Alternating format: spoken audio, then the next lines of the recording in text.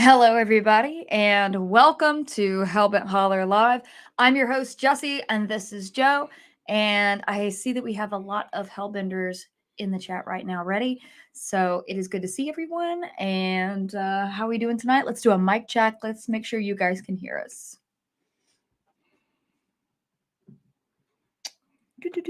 Can you hear us? And you hear us. Yeah. Seeing some haze. Hey. Anybody just say, yes, I can hear you. Oh, no, I cannot. Sounds good. All right, we're good to go. Roger, loud and clear. All right. All right, everybody. 5 by 5. Now it all pops up. It must have been a little delay in that. So, all right, guys. Cool. Let's get everything going here. We are so glad to be with you guys here today. Boom! Hellbent Holler Live right there. All right. We are so glad to see you guys here today. It has been quite a journey that we have gone through over the past 8 or 9 days. I know Hopefully you guys are not tired of seeing us because we tried to live stream extensively from the LBL. Yeah. With varying degrees of success doing that. So. Do you want me to throw this up here? Throw that up there. There you go. Hey. All right. All right. Yeah, we're just gonna get everything ready and going on. Sharon asked, "Are we glad to be home?" Yeah, actually, we were. Yeah. We had a great time. We had a very informative time. We got to meet up with a few of our friends and fellow researchers there: Barton and Letitia Nunley, the Deuster and Dee Edwards, Martin Groves. But after about 9 days, we were pretty physically exhausted, so it was kind of good to kind of come home. And of course, we came home last night, quickly unloaded the car, went to sleep, and then I got up and went to work this morning. So, So we're not even unpacked. Our living room is currently stacked with equipment boxes and stacked with our clothes and everything. So Gunpowder Al said he loved the LBL live streams. Thank you. We went through, there's not a lot of self-service in the LBL itself, but on the other side of the water on the mainland, there are some cell towers that have been put up over the past year or two. So what we did is we were trying to boost the signal on one of our phones, and we kind of scouted through to see where we could pick up signal near the shore. You really can't pick it up on the interior at all, but if you're down near the water, you can sometimes pick it up. So I know it was a little pixelated sometimes, but that's just the nature of the beast when you're trying to live stream from a remote location that doesn't have cell towers. So thank you guys for being patient, all y'all who watched that and really enjoyed seeing us do that. It was a lot of fun. And I know you guys were waiting for updates. Hey, Martin Groves. We miss you too, buddy. We talked about you guys all the way home. We had an absolute blast with everybody. So. And of course, everybody's asking when we're moving up there. Yeah, exactly. So, that's not currently in the plan, but it would be really nice. Hey, I do want to say though, when we did the live streams, obviously we didn't have the best signal in certain places. You could tell there was a certain level of frustration we were having on the field, especially that first night with just the weird lights, because we really didn't go out anticipating that, and we could never quite get up to them. They would just kind of dance back and forth, ahead of us, behind us, ahead of us, behind us. That was adding to the frustration, and then some of the negative comments we were getting was doubly adding to the frustration when we're out there tramping around for miles after miles. I mean, we went basically 3.5 hours live without stopping. Yeah. Which is, we do that all the time when we're just kind of investigating, but trying to live stream from that, it's a little challenging. Yeah. The support we got from you guys was just absolutely you guys are really amazing. awesome. So, I mean, just the support we got from you guys just really kind of took us aback. Also, you guys kind of policing the comment section for us. I'd see some a-hole comment, and I would when we got into Signal, and I'd go to respond to it. 4 or 5 of you guys had already been on there. Yeah, so that was really helpful because we could not check our stuff constantly. Yeah. Because we were out of cell signal. We were in the peninsula. So. What the flock's already... Get a jetpack, one of those portable Wi-Fi thingies. We got a comment what? You should put 300 trail cams up around the LBL. And I'm going, 300 trail cams? That's like $40,000, man. You know what I'm saying? So But yeah, those were the sorts of questions that we were getting, and those were some of the nicer ones. So anyway, yeah, it's we were. I don't know if anybody has live streamed before. I was talking to Bart Nunley. He thought that maybe somebody had tried once before a few years ago. There's a few videos from on site, but I couldn't find anybody that actually live streamed from there. Maybe if they did, maybe that's been taken down since then. And I might be wrong. Somebody might go, "Hey, you're like the 20th person to live stream from up there." But it's not something. Just this light because you look evil. I look evil with it. So it there we go. There All we right, go. now But, you look like a normal human man. But like I said, and everybody, there's always a lot of interest on the LBL. There's a lot of weird stuff going on right now. You've got a lot of like important players looking into it. Bart Nunley, Martin Groves are out there doing a lot of like really just kind of intensive research, bringing a lot of cool stuff to light. So we just figured it'd be pretty cool to just kind of, bring something to it in our own small way and actually live stream from there. Yeah. And it was a lot of fun. There was a few, hiccups here and there, but we like to do stuff on the fly a lot of the time. And, it was a learning experience for sure, but it was fun to do. I think we broke a bit of new ground there by doing that. So I was really exciting. I really enjoyed doing that. I know you guys really enjoyed it. Yeah. But yeah, just the response we got from the vast majority of the people and how supportive you guys were and how understanding you were that we really couldn't control the cell signal, but the options were to work with what we had with that and try to bring something to you or just not live stream at all. And last time we went to the LBL, it was pretty secret. We didn't really talk about it until we got back. And we'll probably do that next time as well, because the live streams brought in some other difficulties too, that I don't think we want to repeat next time. So next time we'll probably just tell everybody when we're back. So we'll get into those difficulties a little bit later. Yeah. But yeah, we had a few difficulties as a result of us doing a live and letting people know we were in the LBLs. So Rick, hey, how are you tonight? What do you like to use most in your investigations? Thermals or night vision? The night vision cameras we have, we haven't really used a lot of night vision recently. We've been using full spectrum, which are those Phasm cameras that pick up not only infrared, but they pick up ultraviolet spectrum as well. Those are really good. And those are kind of like our general purpose cameras nowadays. The thermals are obviously more limited in their use or like in their application, but when you use them, they're really, really, really good. You've got really good distance on them. That's what I like most about the thermal is that you have that distance on it. When we use the full spectrum cam, the Phasm is really designed for more of an indoor ghost hunting use, but we use it and we make it work for outdoor purposes, but you don't have a ton of distance on it. Even with the additional Phasm IR, you don't have a ton of distance on it. But with the thermal, if you have something that you can hear in the woods, you can't see it on the night vision, you can pick it up. You can pick up its heat signature with the thermal at a great distance. So I think that they have different applications. And the thermal doesn't emit anything. Yeah. The full spectrum of night vision emits infrared light, which there's a theory out there that these things can see in the infrared spectrum. It's how they're able to avoid game cams and security cameras for the most part. With the thermal, it's not emitting anything. It's just sensing heat. So other than what little bit of light the screen produces, and then any sort of a like electromagnetic, field it's producing because it is electronic, it doesn't really emit any other like light or anything like that. So, yeah, to us, like thermal's the big equalizer. That's why we've gone pretty heavy on thermal. We've got two really good units that we use. We've got a FLIR, which was our first one. And we've got an AGM and a Pulsar, which are the ones we use out there now. But, yeah. Dennis Keith Mooney Jr., this is a practical question when it comes to the live stream here. Is there any way to slow down the chat speed? Question. My eyes are starting to get dizzy. So if these keep getting bigger, we're going to have to put our chat into slow mode.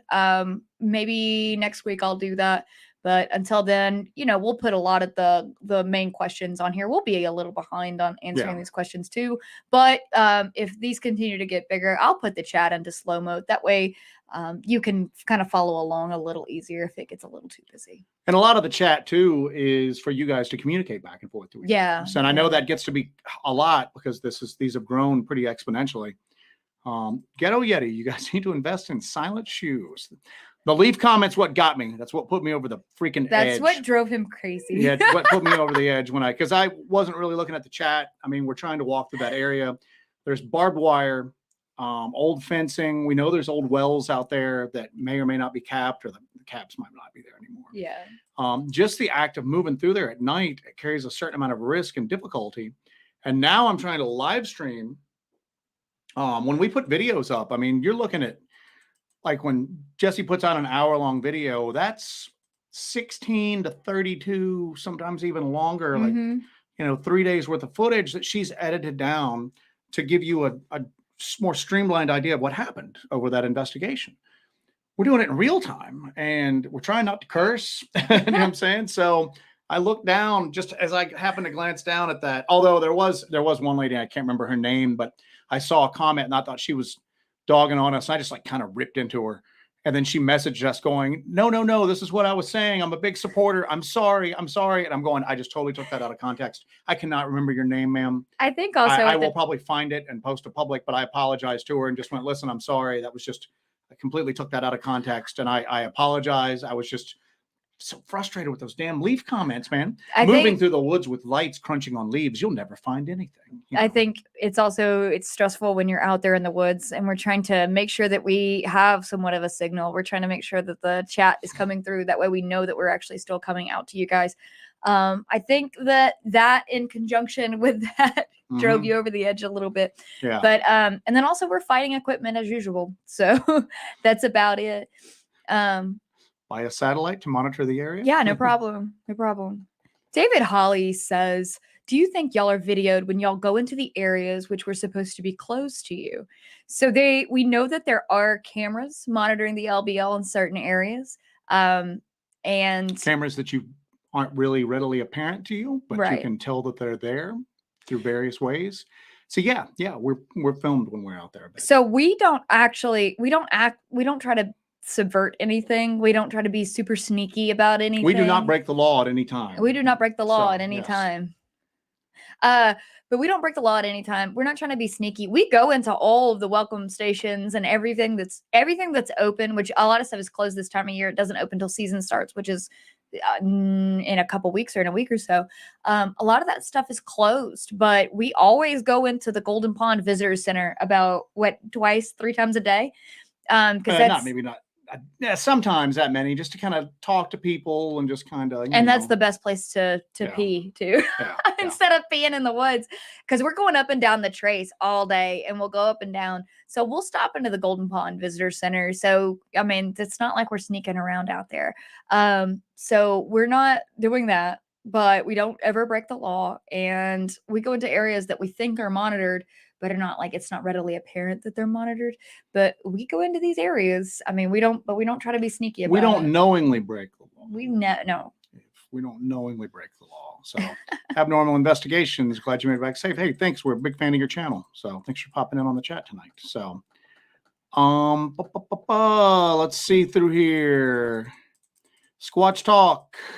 LBL is just narrative, no evidence. I would debate that with you. There's quite a bit of stuff going on down there. So I don't think it's just narrative. I don't think that's taken I don't think that's taken everything into account there. That's a hot take. Yep. So all right.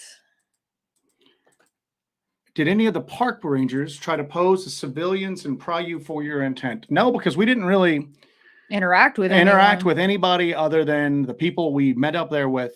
And then actually we interacted with the one girl on the bicycle to kind of warn her out of an area. Yeah. Who was going to mountain bike through there. That was like right as we were leaving. Our last day there, it got really busy. When I say really busy, there were more people than there were there before. Yeah.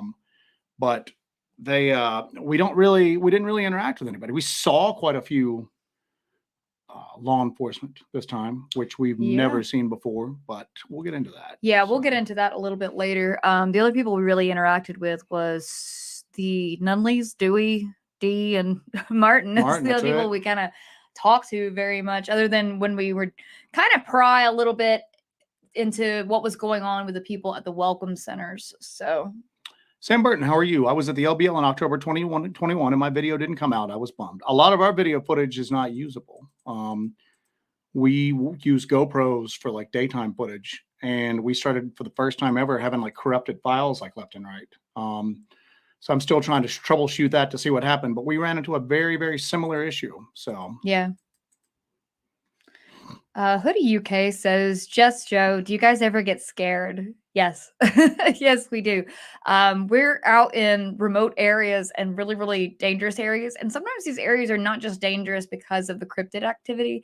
They're dangerous because of the possible nefarious human activity. They're also dangerous because there are uncapped wells all over the LBL, because there used to be a lot of people that lived in the land between the rivers, and there were a lot of homesteads out there. A lot of them had wells, and a lot of those wells were not capped over, so it's a little dangerous to be running around the woods out there in the middle of the night.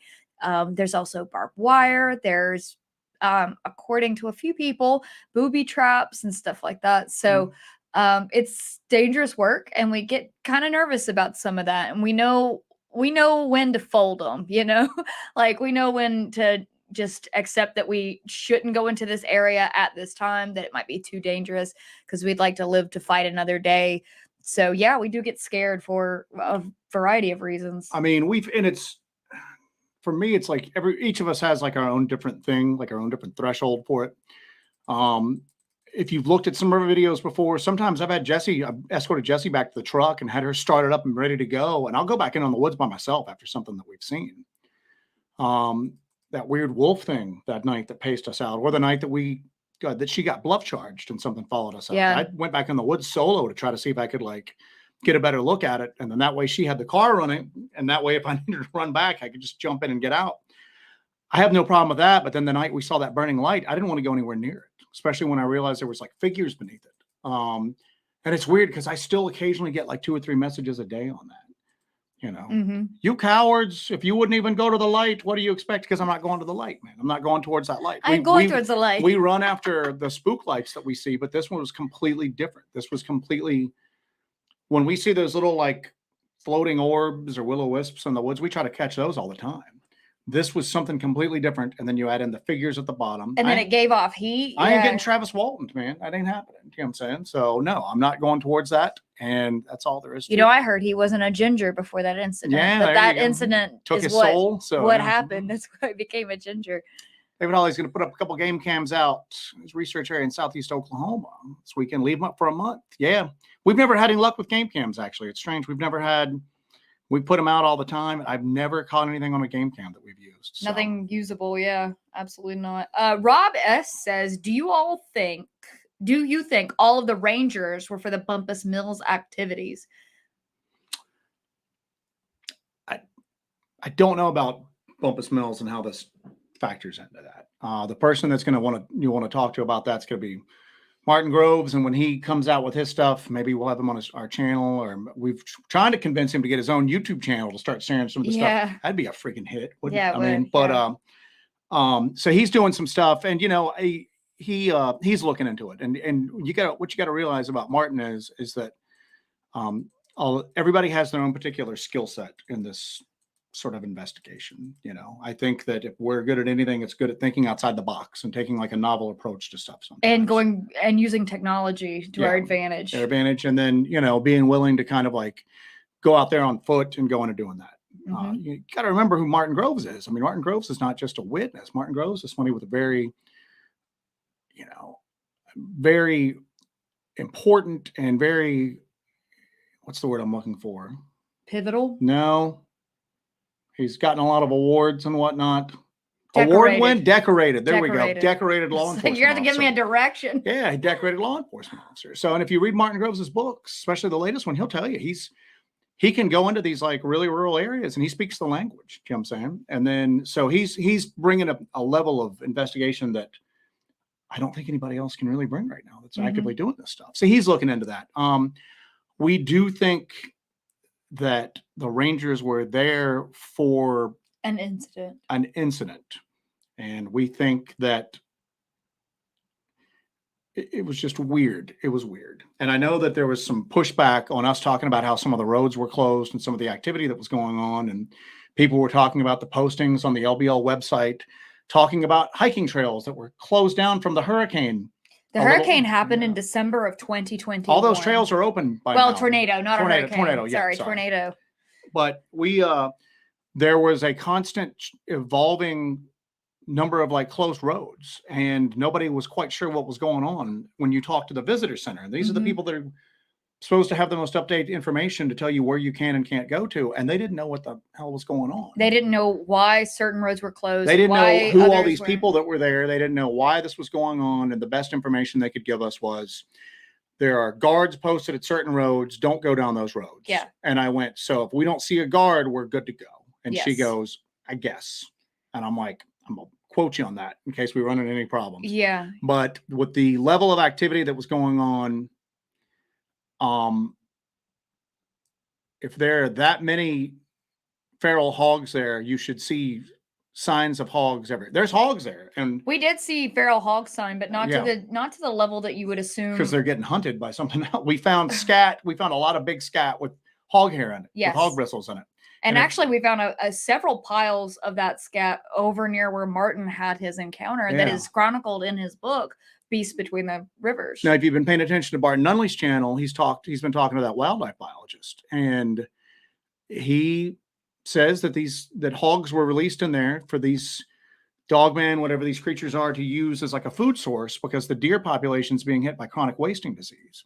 So there's a lot of hogs there. It's just that I think that goes twofold, because now it's almost like they've got an excuse for certain activity and they just blame it on the hogs. It was just really interesting that, that Friday, and I went live on that Friday, and that was the day that I had Martin and Dewey there, and we had actually run across them by happenstance, because we hung out with them on Wednesday, and we spent the entire day Wednesday with the Nunneleys, Dewey, Dee, and Martin. And we went to a couple of different areas. We investigated a few spots. But then we parted ways that evening. Well, we actually ran into Martin and Dewey on Friday. I was driving south. They were driving north on the trace. And I saw, Martin and Dewey. So I hit the horn and we all pulled over and talked. And I went live. And that's what that live is there. It's an update from the LBL live. We were actually kind of powwowing at that point, because on that day, as we stood there, we stood on the side of the trace in a little parking area. While we were there, we just kept seeing official vehicle after official vehicle. Different agencies. Yeah. Now, the LBL has a very limited police force. They have 4 to 6 people. 4 to 6 sworn officers in a given time. They have a very limited police force. So these were not LBL vehicles. We know what they look like. They're white trucks with the insignia on the side. We're seeing a lot of different vehicles with a lot of different insignias. A lot of helicopters. Now, when you hunt hogs from helicopters, you usually do that in areas like Texas, where you have wide open range. A lot of wide open range. The LBL is very forested, and you can use thermals and still maybe detect them through the trees when it's a little sparser. But there's all these signs up talking about, for hunters during hunting season, to not shoot at the hogs, because one gunshot can basically scatter any group of feral swine in there and make them that much more difficult to hunt. So that's one gunshot. Well, there was a lot more than one gunshot and explosions, and there's no need to run a completely blacked out helicopter at night. You know what I'm saying? When you're hog hunting during it's just a lot of weird stuff going on. You know what I'm saying? Yeah, it was pretty interesting on one of those evenings we were with Martin, and Martin didn't even look up. We're standing in the dark talking. And of course it's a waxing crescent, and it's just a tiny little crescent, It's overcast because it had been raining on us all night long. So. But it wasn't super thick cloud cover. We could see the moon, we could see some stars, but we heard a helicopter coming in, and it was pretty dark. But we could hear the helicopter coming in. It got super close. Martin didn't even look up, and he goes, "It's blacked out, isn't it?" Yep, it was blacked out. So. There was no lights on it whatsoever. Joe looked at it with a thermal. He could see it with a thermal, but could not see any lights on it. None of us could see any lights on it. So the helicopter was completely blacked out. Jay Myers asked, did y'all get to go to Bumpus Mills? We actually did go to Bumpus Mills. We did. We went to Bumpus. It's funny because we were going to Bumpus Mills to check out the area and just to see if we could find any information or anything that had happened recently. I guess we can mention it because he mentioned his own location in the chat and in the comments. So we were in Bumpus Mills. So I don't know if Stephen Taylor's on here or not, but Stephen Taylor's on here, yeah. He's one of the OG like Hellbender guy. We met him at the Dogman conference and all that, but he's in Bumpus Mills and we didn't have any signal going through there. And I had just I had replied to one of his comments, like, we're going to Bumpus Mills. And so we're going down this road and I don't have any signal. And we look over to our right and Stephen Taylor's on his porch walking inside. And I was like, is that Stephen Taylor? So we were like, would it be creepy if we just like U-turned and like pulled up in his driveway? So we U-turned and pulled up in his driveway. Pulled up in his driveway anyway. So that was the picture you saw on there. We just randomly showed up at this poor guy's house. And I told Joe we're gonna have to put on the community page. You never know when Hellbent Holler's gonna pull up into your driveway. Overlanding for monsters. Do you believe in woodland elves like the Mexican president? I think that there's a lot of similarities between what you would call like fae activity and folklore that has modern day equivalents, both in like the UAP phenomenon, the abduction phenomenon, modern, what you would call like cryptid phenomenon. There's a lot of similarities. It seems like the names have changed. And obviously I'm not talking about like the fairy tale type stuff, like Disney type stuff or anything like that. But that's all based upon stuff that's like a bit darker. And I think that sometimes our ancestors were describing stuff that they saw, and some of the folklore is basically a instruction manual for how to deal with these things. So, but as far as that Mexican president photo, I don't know, man. I haven't really looked. Yeah, somebody sent that to me. I was like, I haven't looked into it too much. So, Jitesh Patel, thank you for that. Right, hey, thank you for that, sir. He says, "Good evening. Very glad to see both of you safe and sound. I heard rumors surrounding those owning the motels or inns in and around the LBL as being creepy and strange. Also, not liking outsiders." It's a mixed bag like it is anywhere you go to. Any kind of like, because there are touristy spots around the LBL. They're not as busy as they were, like say in the 80s or even the early 90s. They're still there and they still get a crowd. You know what I'm saying? There are parts of the LBL that are busy, like the off-roading center. The Turkey Bay OHV the area. Force Camp. Yeah, Wrangler's Camp is busy. The campground that was closed down mysteriously is usually pretty busy. So yeah, there's spots that are busy, but you get into these areas and a lot of people just don't like outsiders. Now, some of it, what's weird is that Dogman and related like creatures are not like a huge topic of conversation. There's a lot of people down there that don't know anything about them at all. Yeah. There's a lot of people down there that know the werewolf legends that their families have had to deal with down there. Kentucky's full of werewolf legends, though. You got to think about that too. That it's not just the Beast of LBL. There's the Waddy werewolf, Bearzilla, yeah. The Gateway werewolf.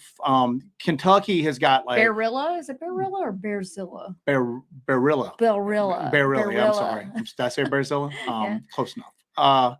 But a lot of people still don't want to talk about it because they don't want to come across crazy. You know what I'm saying? But it's just not one of those things where you go into, I'm sure you go into Point Pleasant and everybody's familiar with Mothman because there's like a festival there and it's a community money-making thing. You can find articles online where local residents don't like the fact that the Dogman legend is well known down there. Yeah. They don't want to be associated. And they're not having like a Beast of LBL festival. Yeah, it's just weird. But then you'll have other people that when you get them a little comfortable, and there's people on this chat right now that are in that general region that have had encounters that once you gain their trust, they'll tell them to you. You know what I'm saying? But as far as like we don't really have a lot of experience with the motels down there. We usually get a place because even if we're camping out, which we didn't do this time because we were up all night and it's easier to sleep during the daytime. And also we had so much equipment this time that it's easier to leave it locked up for a day behind a locked door and four walls as opposed to in your vehicle with glass windows or in your tent or anything like that. So So I don't know. I've heard those same stories. I've heard those same stories about certain families in that area trying to kind of limit people learning anything about it. I've heard that. We just haven't experienced that No, yet. not directly. We've experienced some people that have had multi-generational like encounters with these creatures. You know what I'm saying? So Richard Cox says, y'all ever heard what might be suppressed gunfire? I heard unsuppressed gunfire this time. Yeah, there was definitely that on Friday. And then Dewey and I were standing there and we were just hearing explosion after explosion after explosion. They're about 10 minutes apart. The explosions were in the same direction that there was gunfire. Now, again, they are saying that they are eradicating feral hogs. And like War Criminal has said on here, there are feral hogs. We've said there are feral hogs in the LBL. We've seen patches where they don't know where they came from or how they got to be. They officially don't know where they came from. Yeah. But yeah, it's just weird. If it was this seemed more, I don't know. In a way, it seemed almost like it was just kind of like an ad hoc kind of thing that they just thrown together. Yeah. There seemed to be a lot of confusion, but maybe that confusion was on purpose so that people didn't know what was going on. They were using the LBL police officers and then some of the other like rank and file people to just kind of like shut down roads, keep a perimeter, do everything like that. And then they were using a company that they supposedly hired were handling all of the hog eradication. And that's where the helicopters supposedly and apparently came all from. these that's a big company with all these military helicopters. And then when we were coming out of Martin's area during the day, we went and investigated the area where Martin Grove's attack occurred. We were seeing trucks with government plates that had dog boxes on the back of them. And then people in like 3-day assault packs, like military 3-day assault packs, and anybody can get them. I mean, I can go on Amazon. I've got a 2-day assault pack right now, a smaller version.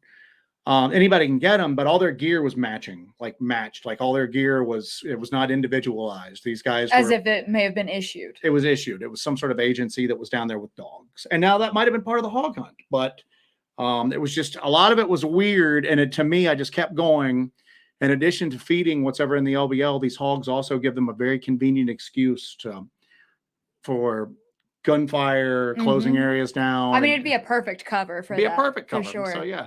Sheila Ebeling, hello, how are you? Hello, Glad Sheila. To see you. Glad to see you. Sheila. Southern Sasquatch says, have you ever thought about using a drone with a camera setup? We lost our drone in North Georgia and we've just never replaced it. Yeah. A good drone is going to run you over $1,000. And most of the areas we go into have such heavy tree cover that it would be pretty useless. Limited use. It'd be useful in certain areas, but not to justify the cost right now. So I'd get some amazing shots though. Yeah, but it's we'll eventually get it. But like I said, the LBL trip was not cheap. So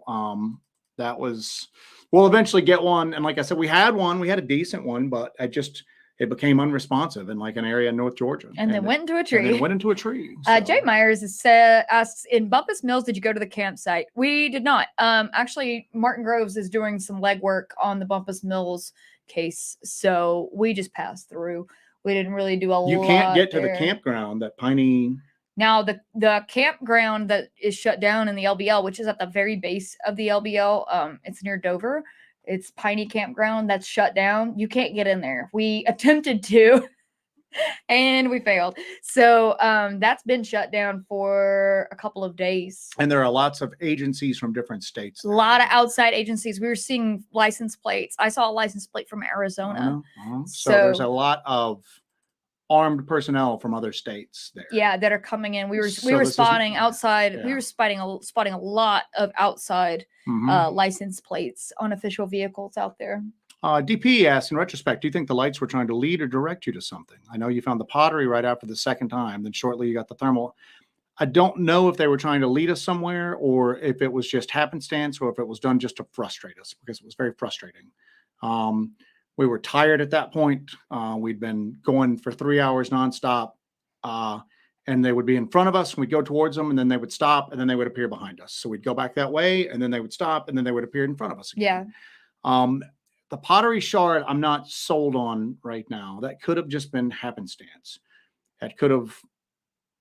The placement was weird on a tree. It does look like a vase from a grave site. Yes, but with not knowing how it got there. I mean, obviously it was placed at that tree, but I don't know. It was heavy. I don't think it washed up. I mean, and that's far enough from the water that I don't think that was debris washing up from the lake. I don't know how it got there, how it got placed there. It was odd, but I can't say that it was anything involved with the stuff we were experiencing. I don't know. You know what I'm saying? So. Stephen Taylor says it was awesome. So at least our stalking was well received. Oh, goodness.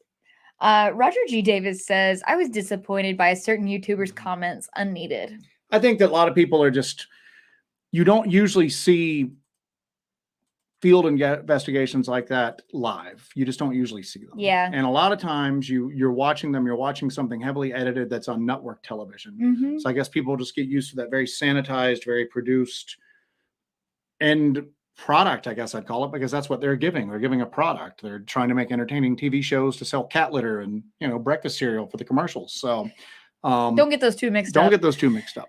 But yeah, like I said, and it's fine. We probably shouldn't have responded to it. I'm going to put exhaustion into the reason why that got under my skin so much. And just because I mean, hopefully you guys were seeing how difficult that terrain was. And when I say difficult, it wasn't like we're scrambling over sharp rocks all the time, but we're going through an area with heavy leaf cover. We've got to go white light because you guys saw the barbed wire that was out and exposed. I don't want to run into barbed wire and then all of a sudden the rest of this, like, the next 8 days, I can't walk, Yeah. I'm willing to get hurt if it gets us some truth, but I don't want to just get hurt for some random thing like that, then just keeps us out of the game for it. So it was just frustrating that I'm just going, how are we supposed to move through these leaves without making? You're talking about that. Yeah, I'm just talking about. That's not what they're talking about. What's that?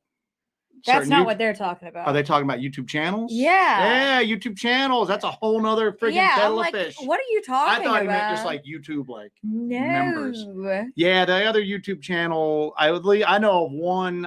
I don't know if there were any more. We got into some signal and I was trying to go through comments and we found a particular YouTube channel had been going through and leaving some smarmy comments, a lot of lols and a lot of just kind of like insults and everything. We just blocked it. And then I got ready to respond in kind because that was me that put that post up about on the community thing. I got ready to start responding in kind. And then I'm just like, no, this is somebody that sits at their kitchen table and reads stuff. I'll read some stuff that a lot of people don't find credible. I'm not going to do that. And then I realized, well, we've allowed ourselves sometimes just by trying to answer questions to kind of be a little toxic ourselves sometimes. And that's when I was just like, we're not going to do this anymore. We're just going to block it, move on.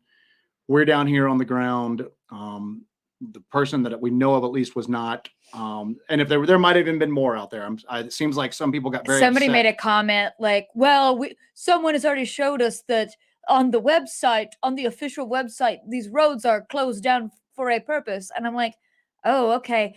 The government is telling us. That's the truth on this. Now we're going to believe everything the government says. Listen, I read it on the official government website. So you guys can leave the LBL now because you're just doing stupid things. How dare you? Yeah. Anyway. So there you go. Moving on. Shouldn't have got us, but it did. Sorry about that, y'all. Got us. It got me. You. It got me. I was a little livid. So a little livid. But anyway, we do appreciate all the great support we got from you guys. It was when I was able to check the email, and I'm still majorly behind on email. I know you're kind of going through it too, but Jesse usually handles social media messages, and then we kind of split the emails up. But everybody was just so supportive and everything like that. Yeah, everybody's pretty awesome. Pretty awesome. Oh Lord, gonna skip that one. What's that?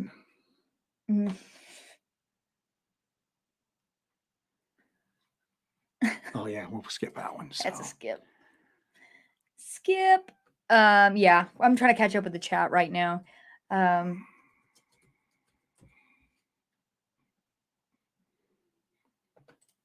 Rick Tavernier says, if you were out in the LBL on a night investigation and knew 100% you were up against a dogman that you could smell and hear, what would you do? I'm talking about a close encounter. Well, every time we go out, that's a possibility. Yes. I mean, because there's a reason why we do what we do. We don't set up in a lit up campground with a fire and a bunch of people and just kind of walk the perimeter. We go out and we vary our approach because, again, we don't think we're sneaking up on anything. We will try to walk with using like red light and try to be very, very quiet.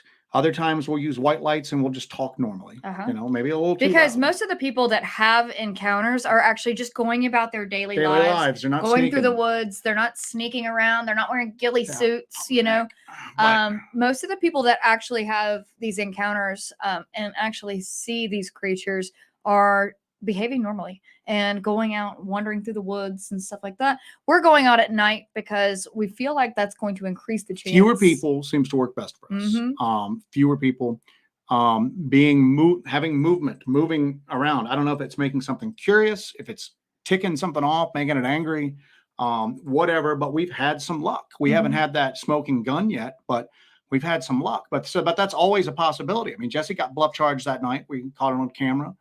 We've both seen things really close that sometimes it shakes you. You're dealing with stuff that's not natural, but we'd still do it. I mean, we don't go out going, we're definitely not going to have an up close encounter with a Dogman or a Sasquatch or something else tonight.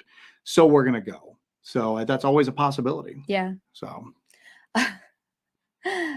Gunpowder Owl says, "Hey y'all, we should do a Hellbent Holler live stream drinking game." I always made a joke. I made a joke to Joe a couple days ago that I need to make you guys bingo cards every time we hit like Cocaine Dogman and ex-wives and all kinds of stuff like that. So that's an idea. Got one. Azrael Reloaded. Have y'all ever put any thought into checking out the Palmyra wolves? The Palmyra wolves are the wolves that basically put that farmhouse under siege, weren't they? Am I misremembering this?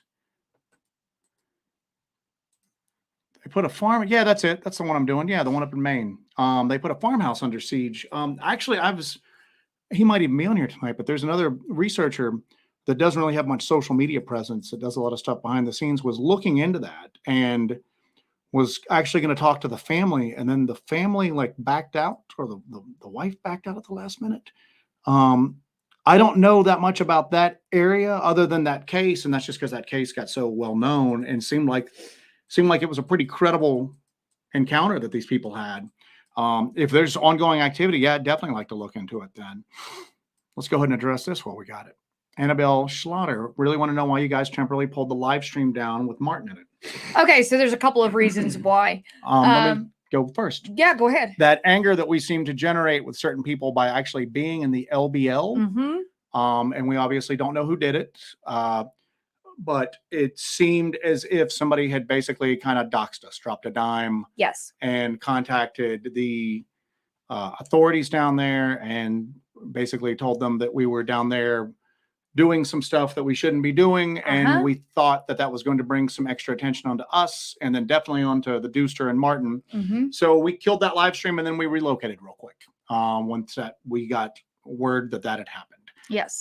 So we don't know who exactly happened. It seemed to happen around the same time that we were eliciting some anger from people, both in the comment section and everything. But folks are angry that we actually went to the LBL to do this research on the ground in person. Apparently to go to the site. We were stepping on some toes there. And it angered some folks. Yeah. So they tried to dox us and tried to get us arrested. I'm pretty sure that's what happened. Yes. Short of having a signed arrest warrant, you know what I'm saying, saying this happened. We think that's what happened. Well, let me put it to you like this. Jesse was starting to get a really growing crowd. Everybody was really into that. And we just had to cut it and then leave it down for a few hours. So obviously we're putting this out for a reason. We would like to have an audience to talk about this and to hear everybody's thoughts. We would like a large audience for that. Taking down videos is not conducive to having that happen, but we had to kill that. And then we had to relocate to another part of the LBL that we had not discussed up until that point. Here's another thing. We live streamed from that campground, that abandoned campground that had been wrecked, that is close to where a lot of Dogman activity has been reported, and even one fatality has been reported. Yes. And we were there live streaming from that, and then we went back the following day. and where you go to enter in there where the initial locked gates are, because there's several sets of locked gates to get to that shutdown campground. And I talked about that on the live stream that I did when we returned back to our little area where our place where we were staying. There were several locked gates, but we returned there the next day, and there were unmarked vehicles there, unmarked police vehicles there from 2 different states, one from Kentucky, one from Tennessee, and right up on that gate. And it's a real remote spot there. There's really nothing out there. So right at that last gate with the new chain and the padlock, and we pulled up and we were like, why are there people here? And I'm like, well, we can't really do anything here if there's people around, because then you can't trust what you hear. If you hear like a howl or whatever, you can't trust that it's something, out of the ordinary, and it's not just some drunk dude, a couple hills over. And then we noticed a sticker on one of the cars on the back, very small, and then looked at the plates and realized that they were both unmarked police plates. They were on. So we filmed it with Jesse's phone real quick as we got out. Yeah. But we were going, maybe it's just happenstance. But that threw our entire day off, because that's where we planned to spend all day. Yeah, we were gonna go back up in there, and we've got some footage from that campground because we covered some ground there, and we filmed the whole time with the GoPros while we were there during the day. But we were gonna do another day investigation and go further and go deeper there, and then do a night investigation at that closed down campground, because obviously something occurred there that they had to close it up for. And we found a lot of strange scat. We heard strange noises. We were actually hiking out, and we smelled what smelled like canine urine wafting in the breeze. We have that wolf lure that we use to bait areas, and this was like way stronger than that wolf. Yeah, so that was our plan, to go back up in there. And so when we go back in there, these official vehicles are there blocking the gate. And again, it might have just been happenstance, but man, that was a weird happenstance. So the occupants of the vehicles weren't in the vehicles. So obviously they get hiked up in the area where we had been. So yeah, it was I don't know if they were checking to see if we disturbed something, or maybe they were up there. Obviously they had the vehicles out where you just see them. Now, keep in mind that that whole network that's back there, this whole part of the peninsula has been shut down for years. They pushed the perimeter back a little bit. There were new roads closed down leading into that with fresh padlocks. And that's where we had like parked and then kind of hiked in on foot. And that's where these cars were. So at that point, we're going, listen, man, there's just too much weird stuff going on. We already think we've been doxxed. Yeah.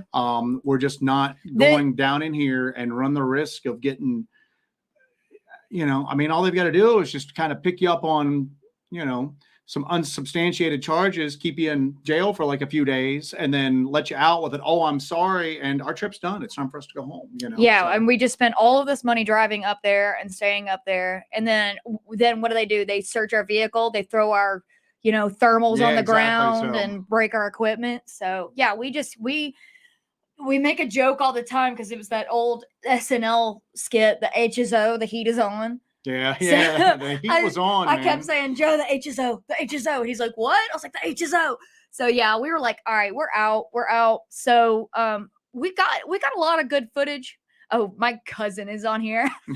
How he saw that post, that comment on Facebook. He goes, "What's up, Daddy Joe?" But yeah, we decided the HSO, the heat was on, and it was time for us to kind of unask the situation, because we had spent all this time and money and effort to come up there and do this investigation. We got a lot of good stuff. When all the guys and girls were up there. We found that campground. We found another really shocking piece of evidence that we haven't even talked about yet. That I'm going to have a video of that. I'll have the video of the campground up. But we have to know, again, we got to go back to this. You got to know when to fold them. Yeah. You got to know when to hold them.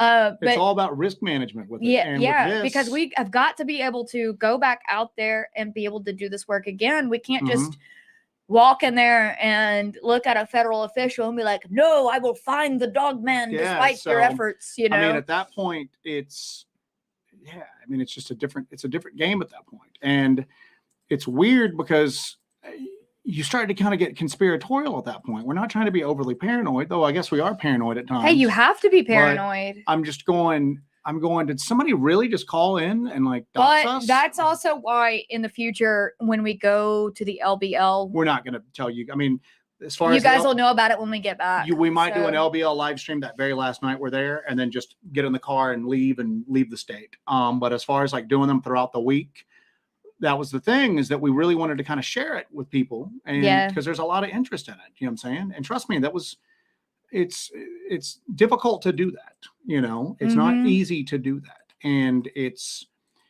quite honestly, like we've talked about before, it takes away from the actual, because what you saw on the LBL, like when we were on the massacre site, that's not how we investigate.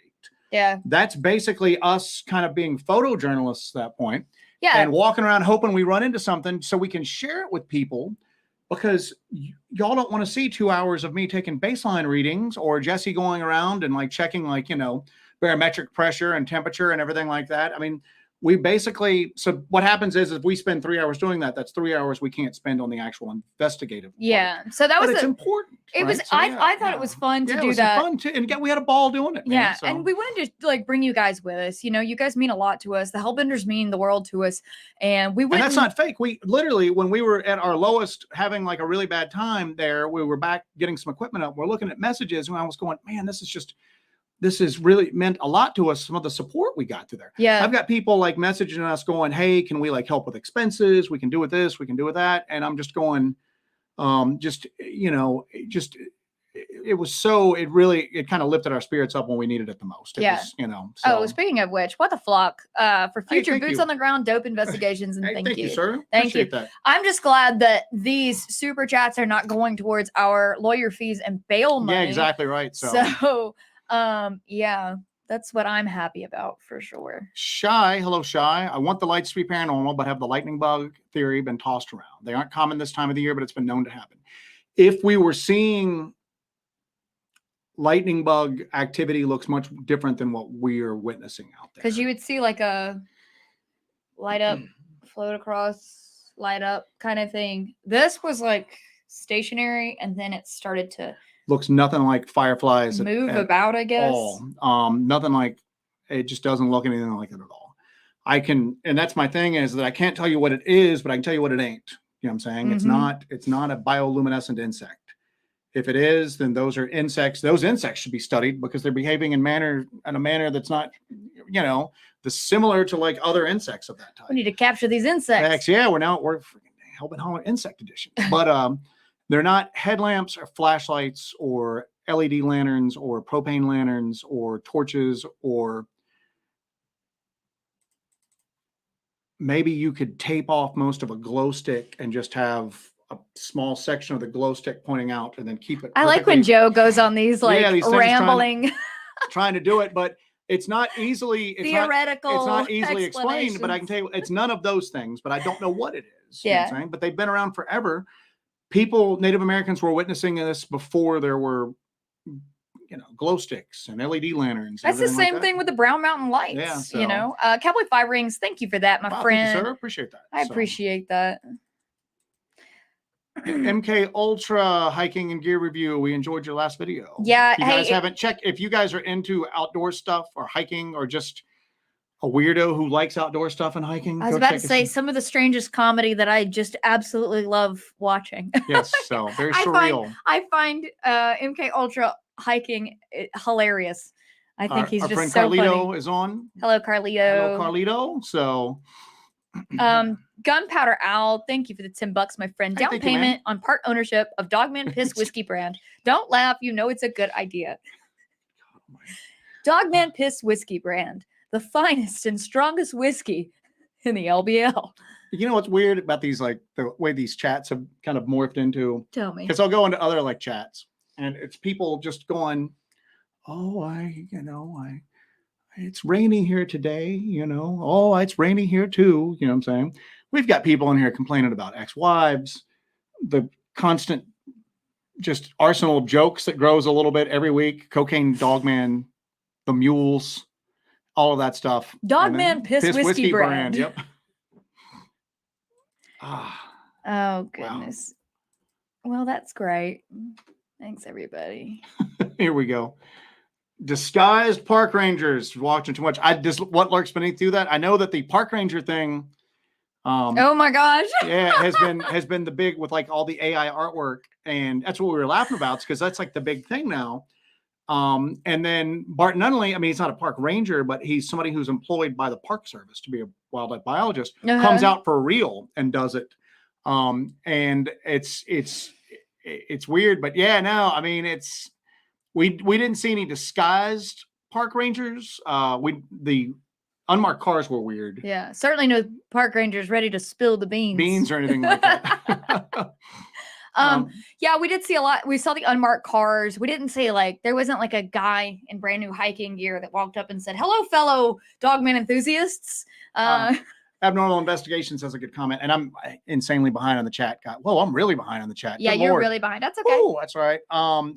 He goes, it makes me wonder if the law enforcement are heavier there to make sure that we don't catch anything. This is just sheer conjecture, but it seemed as if this was a last-minute operation, that something had happened and that they were trying to get control of the situation on the ground before season started. Because warm weather's right around the corner. And again, there are certain parts of the LBL that see a large number of people. The horse camp, the off-roading location, a couple of like structured campgrounds see people. Yeah. Now the more remote areas are usually pretty deserted. You know, you might occasionally see like an overlander go by or something like that.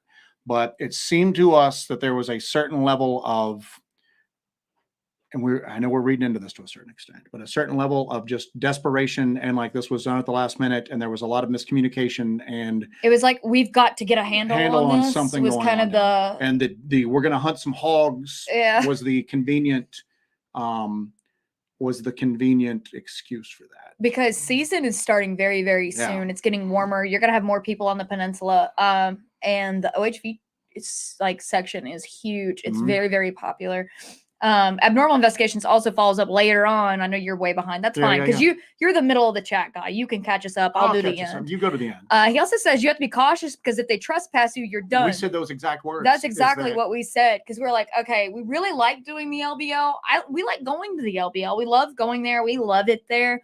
But if we get, you know, and we're not doing anything illegal ever when we're there. You know, we're not doing anything illegal, but if we got all this heat on us and then they can just come up with any kind of BS excuse to trespass us, then all of our investigations with the LBL are done. And what's weird is that we've been there several times now. We've spent several days there. We have never seen anyone in official capacity outside of the welcome centers that we go into. And those are just hourly employees working these welcome centers. We have never seen a law enforcement officer. We've never seen an LBL, like a recreation area employee, anything like that. And like I said, there were so many down there. There were so many trucks down there, and they would drive by and we'd like wave at them. At one point we were taking pictures of the furnace, the big furnace that's there. That's like kind of like a little touristy spot. And they drive by. Yeah, the Great Western Furnace. Great Western Furnace. And we'd wave at them and they would just stare at us. And, you know, maybe just we ran into a few jerks doing it, but it was just weird. It was just really weird. And the other thing too is that supposedly when they tried to eradicate the feral hog population down there, they supposedly just leave the hogs lying where they fall.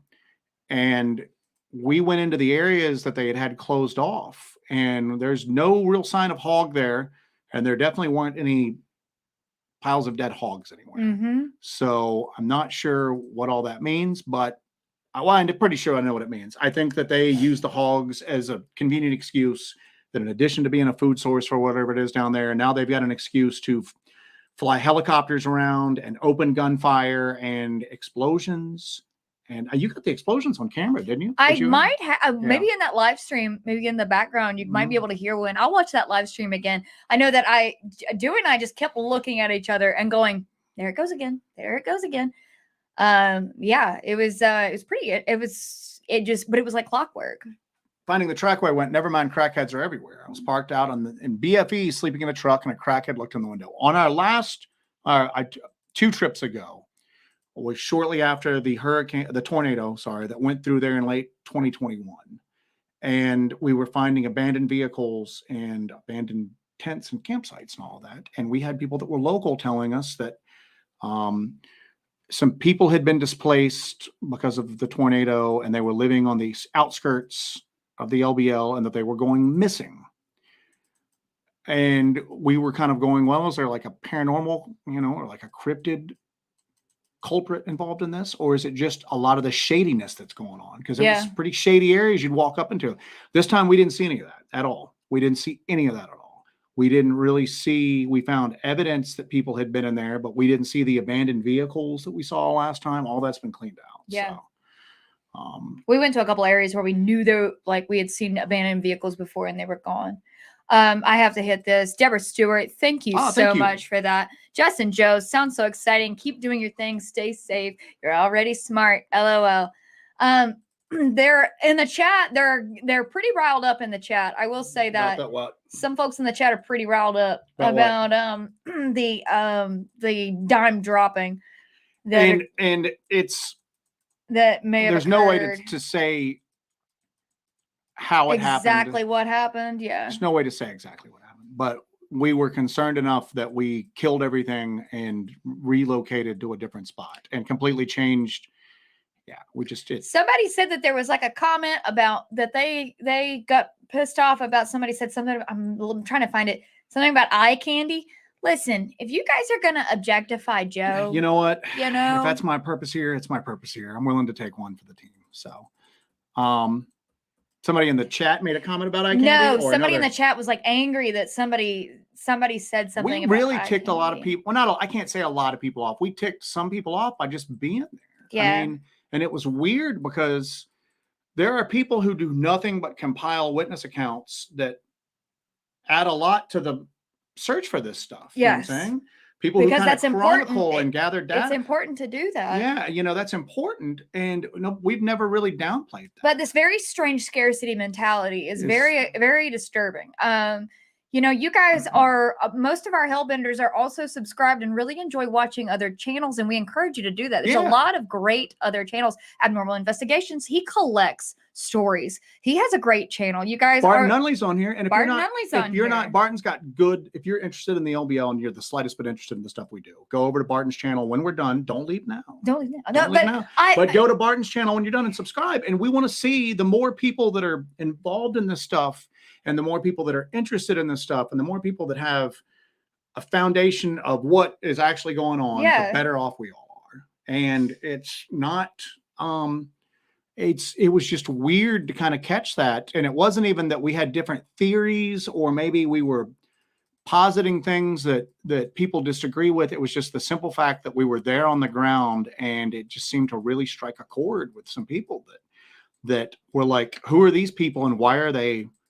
How dare you? We didn't just start doing this stuff with the channel even. I mean, both of us have been doing our individual stuff for years. Yeah. And it was just weird. And they're going, like, they're just doing it for basically the money. And I'm going, how much money did we spend on? Don't say out loud. I'm going to say. It wasn't cheap, man. You can look at my credit card statement. Yeah, to take off from work and to go down there and then just to do all this stuff was not cheap. And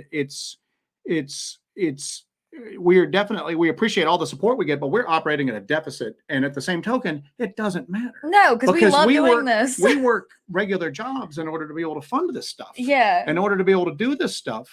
And if we have a slow couple of months where we don't experience anything weird, we have a slow couple of months. We don't have to fake stuff. We don't have to keep a constant stream of stuff coming out, because my ability to eat and to clothe myself is not dependent upon YouTube. And but it was just really weird that I was going, wow, man, why did this, I don't know. It was just, we were kind of caught off guard by that response. It's just so weird because, like, you guys watch our channel. I want you guys to watch other channels. It's okay to subscribe to more than one channel. And we say it all the time. And it's okay to have a completely opposite opinion. That's okay. Because we have opposite opinions on stuff. Yes, we do.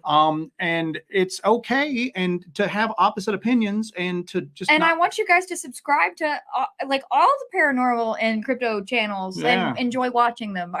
I think that's great. I think it's great to have a variety of information coming at you. That way you can decide for yourself what you think, what you believe, and what these things possibly are. I think you just take all this information and figure it out for yourself. That's okay. That's what you should be doing. I'm done with that. Anyway, Tyler Guerin. Mark Zasky talks about device sabotage with dark waters, basically pointing out that it's more black ops manipulating our electronics other than supernatural. If this ties into, and I know that Mark Zasky is pretty polarizing, and I'm going to be flat out honest with you, I don't know that much about him other than the fact that he's polarizing. I don't even know the name of his channel off the top of my head. It's Mark Zasky. Mark Zasky. Polarizing man. But, oh, good God. Anyway, that is something that we have discussed because you guys that have watched this for a while know my thoughts on infrasound. And it might be infrasound, but people trot out infrasound to kind of back up that it's a natural animal argument. If it is infrasound, then it's definitely not a natural animal. And that doesn't explain why one person can get hit and then somebody else 20 feet away is not getting hit.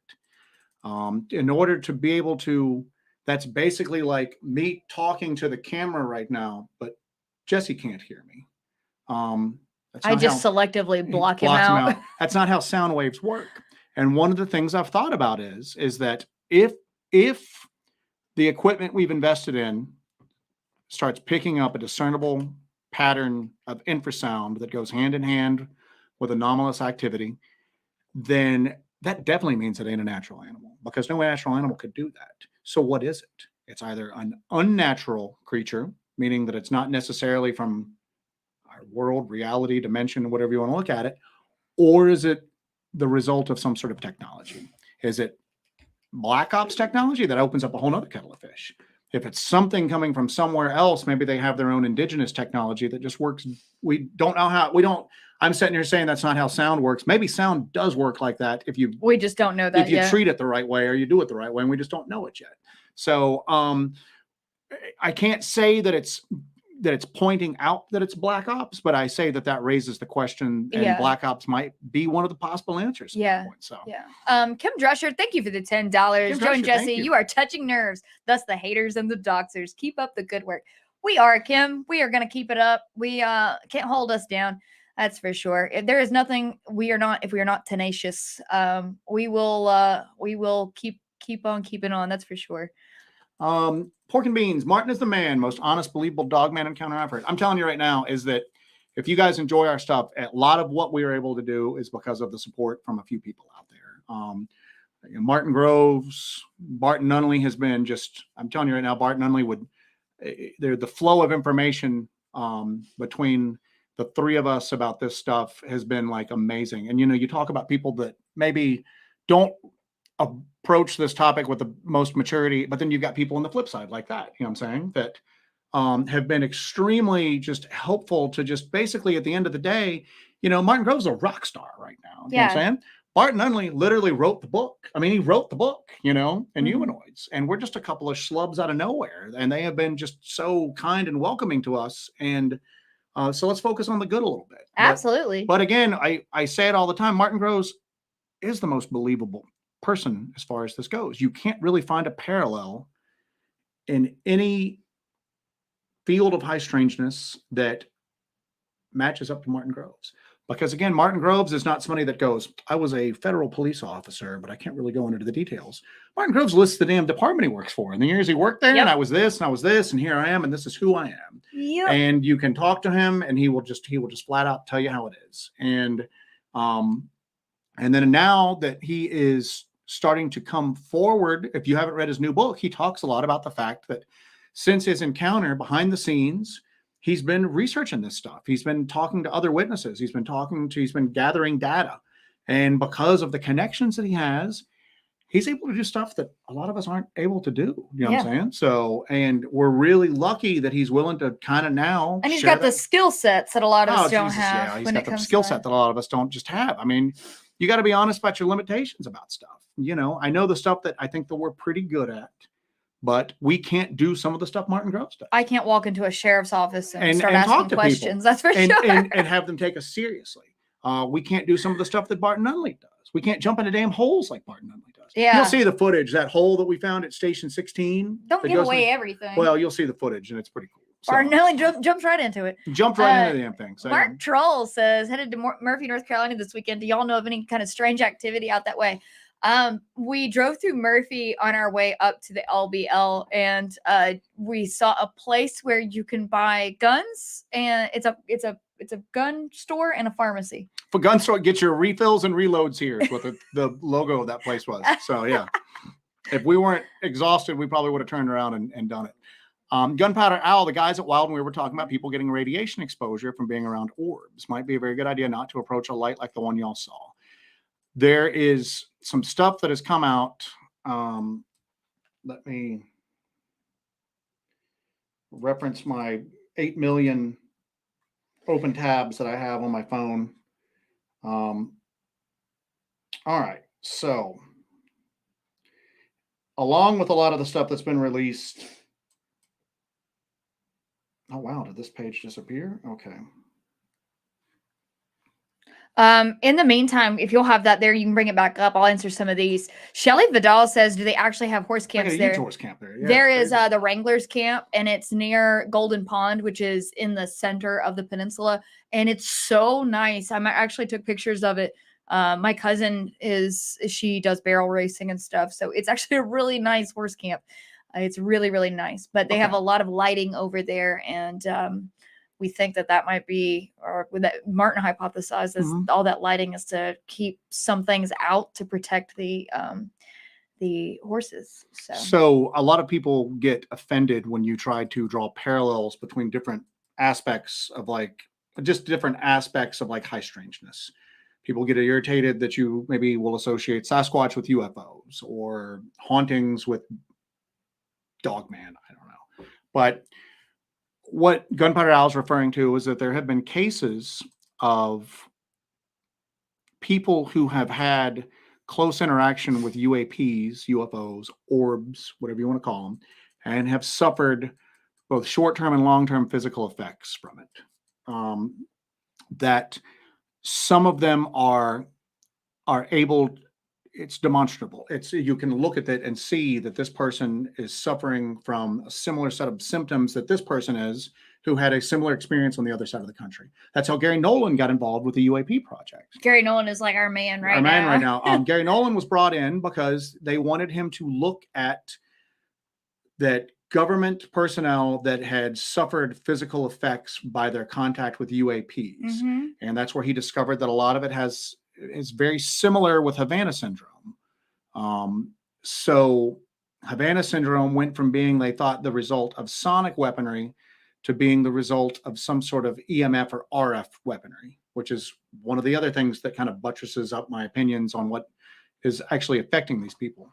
But there's actually a case where they talk about where these orbs flew through a guy's chest and he started having extremely strange,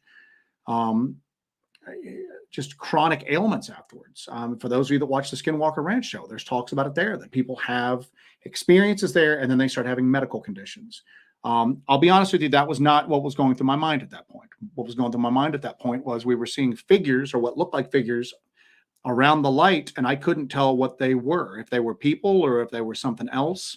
We didn't know that stretch of the forest, and I didn't know how many they were, and especially when that thing started like kind of raising up into the air, I didn't know if they had left with it or they were still in the woods. We just didn't have enough information. I didn't have enough information, and there was something about that. There was something about it that, as you could tell, drew Jessie in. I feel like I should go towards it. She says that on. Yeah. You included that, didn't you, in the video? Yeah. I feel like I should go towards it. I felt like we should go the hell away from it, like instantly. I had a visceral response to move away from that thing and just go. And it was just, again, especially when it lifted off and I didn't know where those figures had gone to. I didn't know if those figures were moving around us.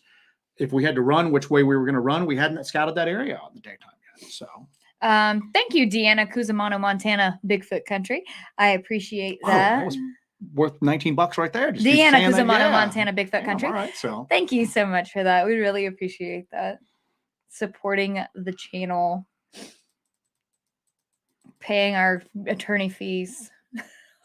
Charles Lindsay, I'm again way behind. Welcome home. Thank you. Do you think the feds really want the researchers to stop looking into the LBL? I don't think that the feds or the powers that be want anybody looking into really any of this weird phenomenon.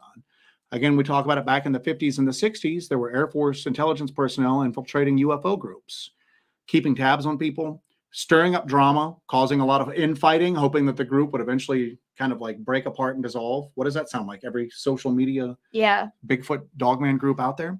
And basically introducing false information in just to kind of throw everybody off the trail. Yeah. I think we're naive if we think that that's not going on right now. If you think that there isn't some sort of, and again, it's not every, people are like, well, you couldn't keep that quiet. Well, it's because it's not every government official's involved in that. There's a lot of compartmentalization that goes on in this. There's a lot of people. So you have somebody guarding a bridge. They don't know why they're guarding that bridge. Those guys at the LBL didn't know why they were guarding those roads. And a lot of, no. Well, it's for hogs. Well, what are all these helicopters? I don't know. Yeah, it's not like they have everybody in on what's going on or what's happening. You get orders. You're just given orders, and you just follow the orders that you're given by your superior, and that's it. So if you're guarding a bridge, you're guarding a road.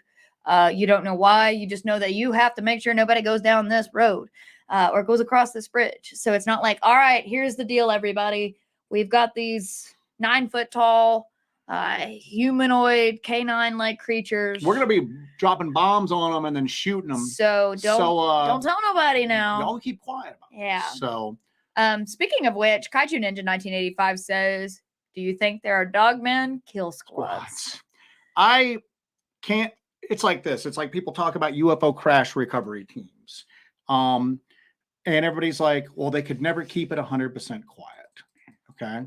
And I'm like, what makes you think that they keep anything 100% quiet? I could probably get on the internet right now and find 3 or 4 people who claim to have been former members of UFO crash retrieval sites. Are they telling the truth or not? I don't know. But I do think this. I think that the people that I generally believe are people who kind of come out and go, listen, glasses, UFO guy, Corbell made the movie on him. United Nuclear. Why am I blanking out? I just completely blanked on that. So yeah, we have United Nuclear stuff at the house. Yeah, here. exactly. Dang it! How are we forgetting him? But he says that he was just.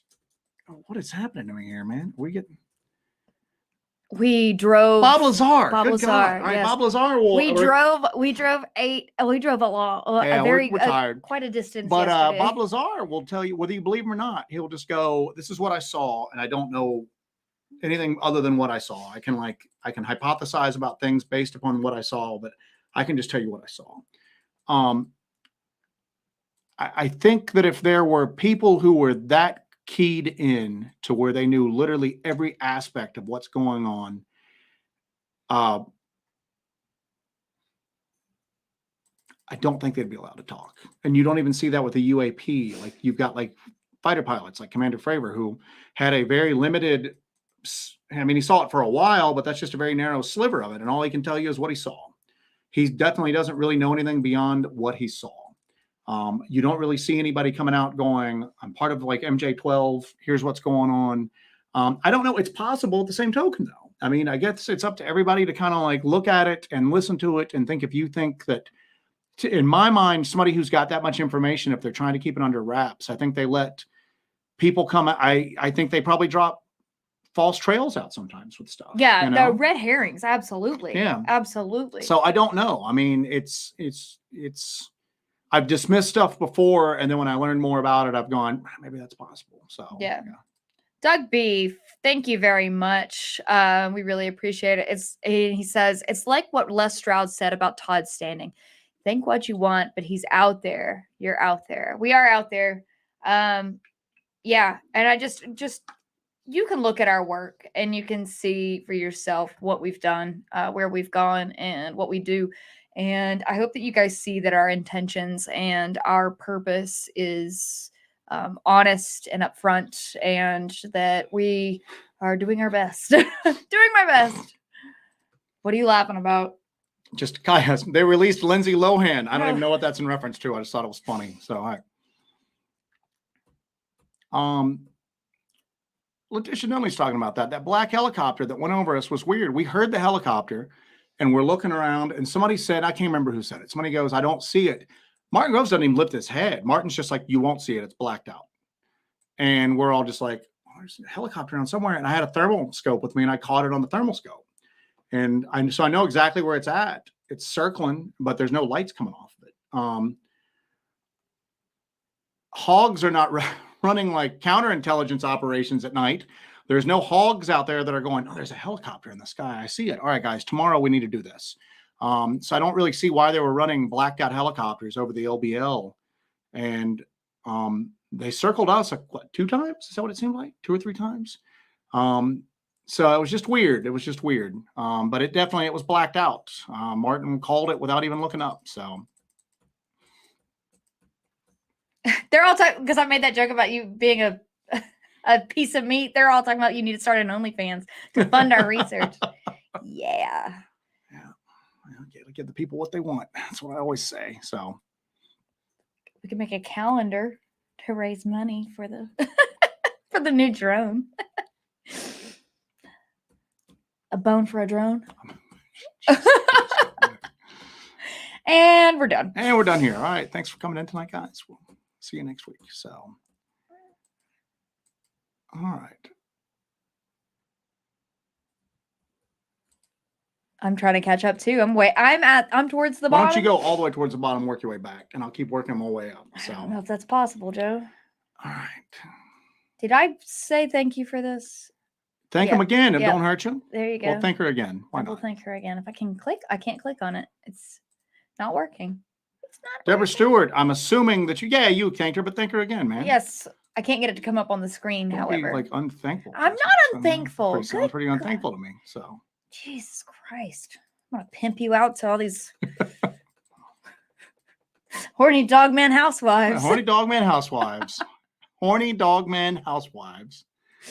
You wonder why people don't take us seriously. They'll take a little nip of the old dogman piss whiskey just to calm the nerves. Yeah, just to get you in the mood there, son. So, finding trackway, Tannerite, he asked about the explosions we heard. It didn't sound like I don't know what it sounded like, to be honest with you. It didn't sound like Tannerite. It didn't sound like dynamite. I don't know. It was weird. We all kind of threw some pretty wild theories out there standing there. And they were all just wild ass guesses. So I'm not even going to share them here, but yeah. Oh my God. Martin Groves says military grade explosives. Yeah, that's what we were all kind of going towards. And they were very short, sharp explosions. So yeah, it's what it all sounded like to us. So short, sharp raps.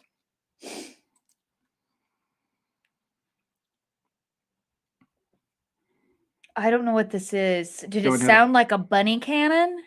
I don't know what is that. I don't know what a bunny cannon is. Is this one of those? Is this going to be like? Is this something pervy? Claymores? Somebody said something about claymores. Yeah, possibly. Bunny cannon. C4. Wait a minute, hold on. What is this? What are you taking me into here, man? Stop it. Don't click the link. I'm not clicking the link. Don't click the link. The bunny cannon is a weapon purchased from the pirate for 50 when the party girl is present and one hard mode boss has been defeated. What's wrong with That's getting me into, I'm probably on. Now we're on another watch list. Another watch list. So, Jay Myers had mentioned we were not far from Fort Campbell. Yeah, the Fort Campbell was actually doing, earlier that week, we had been doing some exercises. This was not from Fort Campbell. This was inside the LBL. Behind closed off roads where they were going, we're eradicating hogs. You can't come in here. So, yeah, I don't know what that means, but yeah. What the flock says. Knife check. Oh, all right, hold on. So I've actually got this on my pocket right now. So we're carrying today cold steel polished espadas. I've got the large and Jesse has got the medium. I've got the medium espada. So I think we've carried this on a live stream before. I think we have carried this on a live stream before. Joe got me this knife. You got me this knife. Were we dating? When we first started dating. When we first started dating, he got me this one. Yeah. Many moons ago. Many moons ago. right. They said it's what farmers use to clear the fields of rabbits. It's not a pervy thing. I mean, it could be. Sounds pretty pervy to me. I'm just going to say that right now. It sounds pretty pervy. If you're brave enough. It scares them away. Buddy, he keeps going, no, bunny cannons are real. Kaiju Ninja had asked, I don't even know what context then, do you think there could be interference with your equipment? It was weird how our cameras didn't work in certain areas, but they worked in others. Yeah, so we had a problem with our GoPro. Yeah, actually, we've never had a problem with our GoPros before. We were trying to film. It was the day that everybody was together. I'm gonna call it Super Group Day. It was Super Group Day, and everybody was together. And I was trying to film some stuff, and the GoPro started malfunctioning in a way that I've never seen it malfunction before. It was like every file was just getting corrupted, and then the GoPro would just shut down. Just shut down. Like it would just shut down, and then whatever I had just filmed, the file was completely corrupted, and so it was just I was SOL on that. So that kept happening, and it's never happened to us. And that happened in Station 16, which is where all of our equipment drained. Yeah. And what's weird is that we didn't have really anything else happen up there. Except for you got RF some. Well, that's what I was getting to. That, and then we found some bones the previous day, and then we went back, and most of the bones were gone again. But there weren't that many bones there. I got to preface that as well. There were only a few bones this time. We did find 2 that we had seen that were mostly hidden under grass, but the other exposed ones were all gone, except for you and Letitia found a few fragments, didn't you? Yeah, yeah. Cabin. So yeah.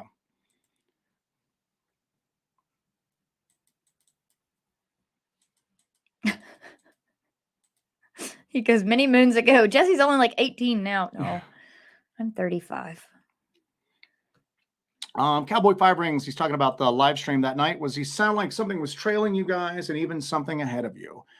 There was something trailing us higher up on the ridge, and I caught like a weird thermal image, but we still don't know what that was. I was expecting to maybe see deer on the thermal, and that's not what I saw.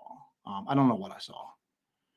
It was flat laying on the ground, and the thermal setting I have uses yellow, orange, and red to discern heat. I've never seen green on it before, and I was getting these weird green dots that were on it. So we were using the AGM. Yeah, we're using the AGM thermal on that one, but it was just very, very strange. Now, what the flock had mentioned a while ago, I would be more worried about cults out there with the weird lights. There's a lot of rumors of occult activity in the LBL. We may or may not have seen some in the past, but we didn't really see anything this time. No, and there's a history of that too. There was the vampire cult, but you had a lot of cult activity over the years. But it's so remote. There's so many areas that are just so remote. You can get up to all kinds of nefarious activities, and nobody would ever know what you're up to or see what you're doing. That's why it's a really scary place, is because it would be easy to go in there and never come out, and nobody knows what happened to you. But you could do some really, really, really bad stuff under the cover of darkness in the middle of the woods, and nobody would ever know about it out there. Gunpowder Owl, have y'all ever seen any hog traps there? I've seen videos of guys using them. If hog eradication were the real deal, it seems like there'd be a much more cost-effective way to do it than the helicopters. There's actually signs up, like I mentioned before, not to shoot at the hogs, because one gunshot will make it impossible to hunt them for anything in that area for days. Well, they were being pretty liberal with the gunshots. I have the advisement thing for the hogs. And then go check out Bart Nunley's video when you're done here, where the wildlife biologist talks about the hog situation out there. Yeah. He's got some really good information that explains a lot of this stuff. So, and what we experienced on the ground this time pretty much backs up everything Barton has released to the public. And it's weird because we went there this time expecting to have kind of a similar investigation to the things we've had before. Yeah. And it was completely different. Completely different. But it does back up what Barton has released out there. I'm glad that we watched Barton's video while we were there, where he talks about what that biologist said, because we were out there and we'd find something and we'd be like, oh my God, it's just like the biologist said. Yeah, exactly. So, Goshawk says, do you think the LBL was purposely created as a sanctuary for the beasts? Joe and I have talked about this before on these live streams when we talk about the LBL.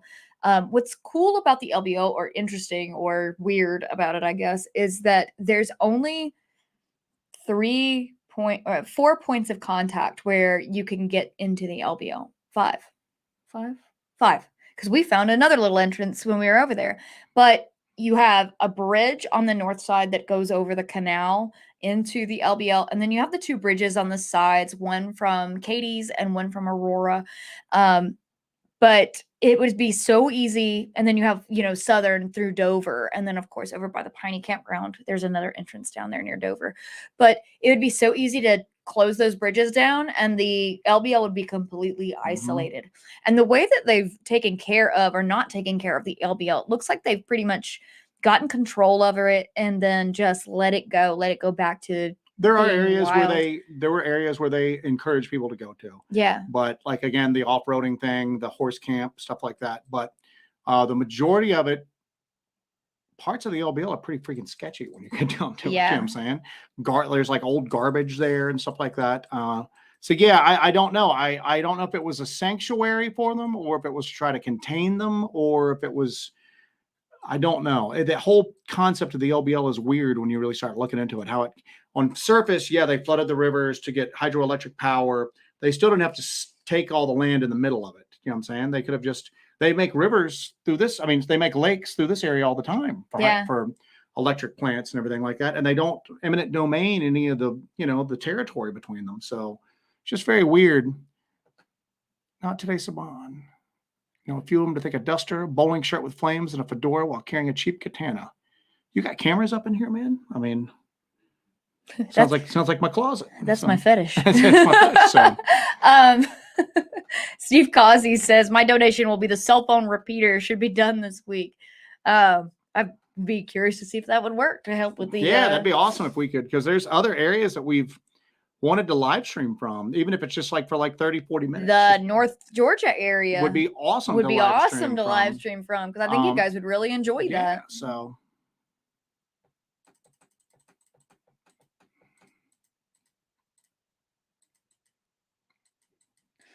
I'm still trying to catch up. I know you're way back. I'm way back, man. I'm like an hour the behind. Chat has been just going good, dare man. I say, good. Dogman Wild. Dogman Wild, so KO says, any known multi-phenomenal locations will attract occult activity because the conditions are utilized for the rituals and practices. Absolutely. And it will, we've often talked about, is it a chicken or the egg type thing? Did they, obviously, I think a lot of times they were attracted to that area because of the history of Corpsewood Manor, for example. Yeah. And then what they're doing seems like it strengthens some of that activity. So yeah, definitely. It definitely has that. It definitely, Corpsewood Manor is almost like a mecca for occultists, certain types of occultists and satanists in this region. And there you go. Well, we were seeing kind of the same thing in our North Georgia research area, that there is all this occult activity going on, and there's all this paranormal phenomenon occurring. And we've discussed this ad nauseum, that we don't know if one attracted the other, or if they're just feeding into each other at this point. Carla Hansen recently found your channel. I'm new sub. Just wanted to say hello. Hello, Carla. You may be gone now because I'm insanely behind. We had another one of those down here. Stephen Taylor. Welcome to all new individuals who have joined the Hellbent Holler ranks. We hope that you will become a Hellbender and join us in this terrifying and weird and sometimes hilarious journey. Stephen Taylor went to the little gas station in Bumpus Mills and asked questions about if they knew anything about some animal attacking another animal, and they said no, and tried to sell me some pulled pork. We got down the road and we almost turned back around to ask you where they were selling pulled pork was, because there's not a lot in that area and we were pretty hungry at that We're like, okay, about that, the Dogman, whatever. Can we talk? Let's talk about this barbecue situation. We went to Knott's barbecue earlier that day, but we were gunning for some more barbecue later.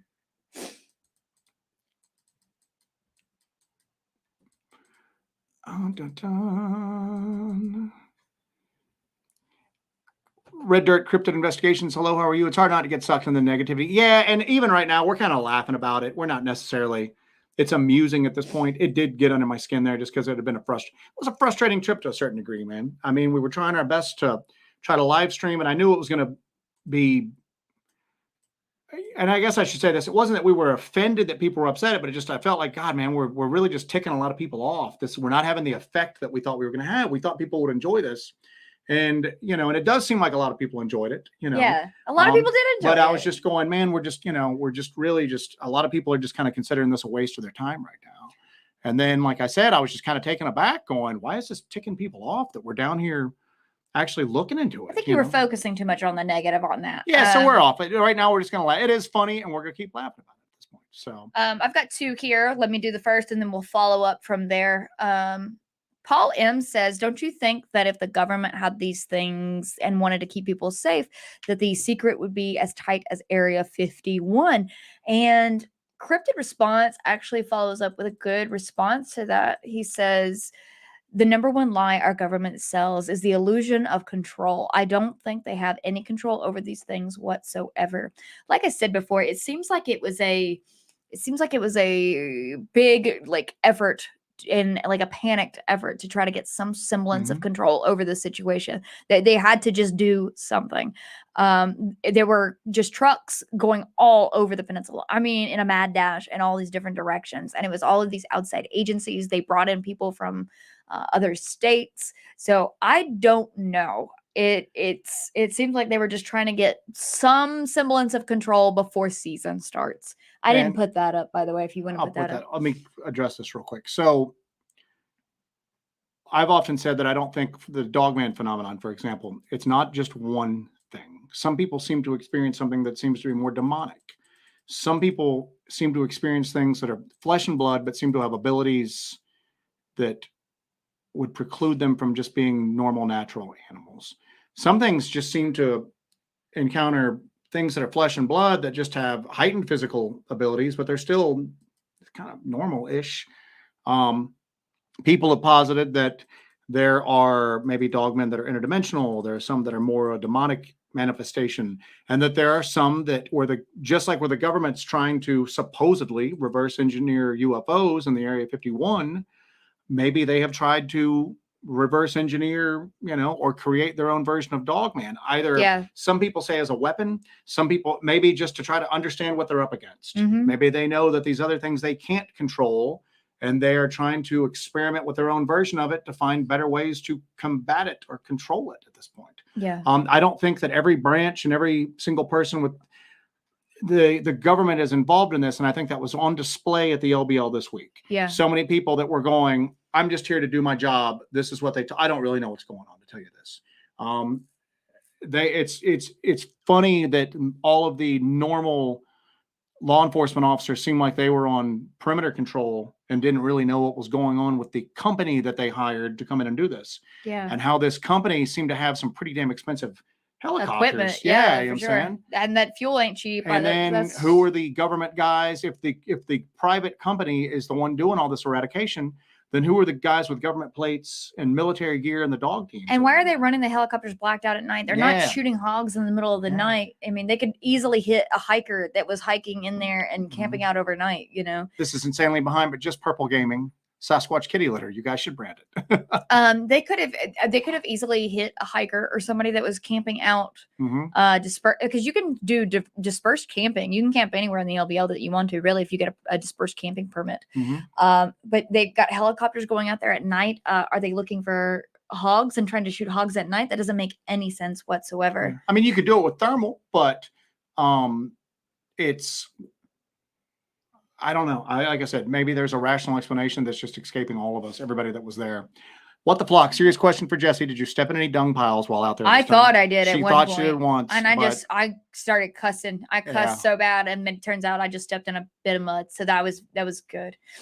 I hate to do full up what the flock again. I'm at the bottom, actually. We need Hellbender merch. And he goes, I want my Hellbent beanie. So we're talking about doing a possible pre-order on stuff. So our beanies, we don't really sell stuff. We're not we don't have a lot of time to run a store or do anything like that. I mean, all of this investigation stuff takes everything would be on pre-order. And our t-shirts come from Agenda Trading Company. So those are hand screen printed. We only use small businesses with people we know So that's how we're going to do this. We're going to support small American businesses when we do this, and everything's going to be done by hand. So you're going to have that level of quality and attention to detail there. So we'll do a t-shirt pre-order. I think we have discussed with D possibly doing the beanie hat. And the hat like I'm wearing right now. Yeah, so. beanie hat patch pre-order as well. So all of those will be embroidered by D Edwards. And so we've discussed with her doing a pre-order on that. So we'll keep you guys posted on that kind of stuff. Southern Sasquatch, $5 for the leaf blower fund to walk quietly through the woods. Thank you, sir. Stephen Taylor asks, Hellbent Holler, do you know of anything written on the native history of LBL? Somebody to ask about that would be Dewey Edwards. But I need to continue on my study of the history of LBL. I'm working on it. I got really hung up on the iron industry really bad. She got hung up on the iron industry really bad and got an unnatural obsession with barges while we were there. Oh my God. Yes. So they have the barges go up and down. She's standing there. We carry, we don't carry full-size binoculars because it's a space and a weight thing, but we've got like a really nice vortex monocular, just a regular, like a one-piece, scope. And she's looking and she's like, oh my God, counting 1, 2, 3, 4, 5. And I'm thinking oh Lord, we got it. What is this? No, it's like a barge with 5 sections going down the river. Yeah, she was obsessed with barges. That was a big boy. That was a big boy. It's quite a barge. You got a hell of a bargeman running that one. If this whole cryptid and paranormal thing don't pan out, I'm gonna be a tugboat captain. Be a bargeman. So I'm gonna be a bargeman. What the Flock asks, would you shoot it if you could? I have an unpopular opinion with a lot of this stuff that I don't really think that I think the best that you can hope for from these sorts of entities and these sorts of phenomena is indifference. I don't really think any of it has our best interests at heart. And I think you're more likely to experience hostility from them. And I think that there are people who have gone missing and have died because of this. I think these things are opportunistic predators and everything like that. Would we shoot it if we could? It's all going to be situational. Obviously, if anything ever happens, we need to defend ourselves. We are set up to defend ourselves as well as humanly possible. Whether that'll make a difference or not, I don't know. That's still not going to preclude us from going into the woods and doing this sort of stuff. So it would just be completely situational. Abnormal Investigations asks, do you believe the Dogman and werewolf are different? And if so, do you believe the werewolf transforms? I look at it like you would physically, you've got mass that's being created out of nowhere, and you go to the physical mechanics of transformation. And to me, that seems impossible. But a lot of this is technically impossible. At that point, I'm putting my own boggle threshold on it. I will tell you that when you talk to locals down there, and I'm not talking about locals that are on our chat or that are on Facebook groups, when you talk to people down there and it's, older men and women, and they're just really not on, they may not even have internet in their area. You know what I'm saying? They talk about werewolves. Now, does that mean that they're transformative creatures?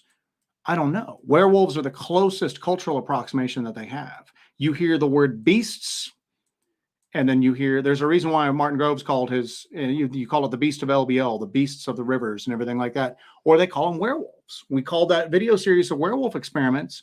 We didn't think we were out there looking for Lon Chaney, but everybody we've been talking to leading up to that told us about the werewolves that they had seen or their grandmother had seen or anything like that. So I don't know. Again, I think there's different types of entities that we're lumping under this upright canine thing. And if I'm willing to believe some of the stuff, I can't preclude the fact that there might be, people seem like they swallow the idea of skinwalkers pretty easily. But then you talk about non-native transformations and all of a sudden everybody just starts dismissing it. So I can't, to me, it doesn't seem likely, but I'm at the point now where I can't say it's impossible. So yeah. Paramedics, thank you for the El Mocajete fund. Is that the Mexican dish you got? That's my big stone bowl. The big stone bowl. Full of deliciousness. Thing was freaking crazy. So that thing was so good. Where did we get that? Was it El Bracero? El Bracero? Yes. I don't want to share this comment because I don't want to start something. He's talking about a YouTuber dressed as 3 midgets on each other's shoulders in a trench coat and bowler hat, crying about the audio and leaks. Oh, good Lord. Anyway. Oh, God.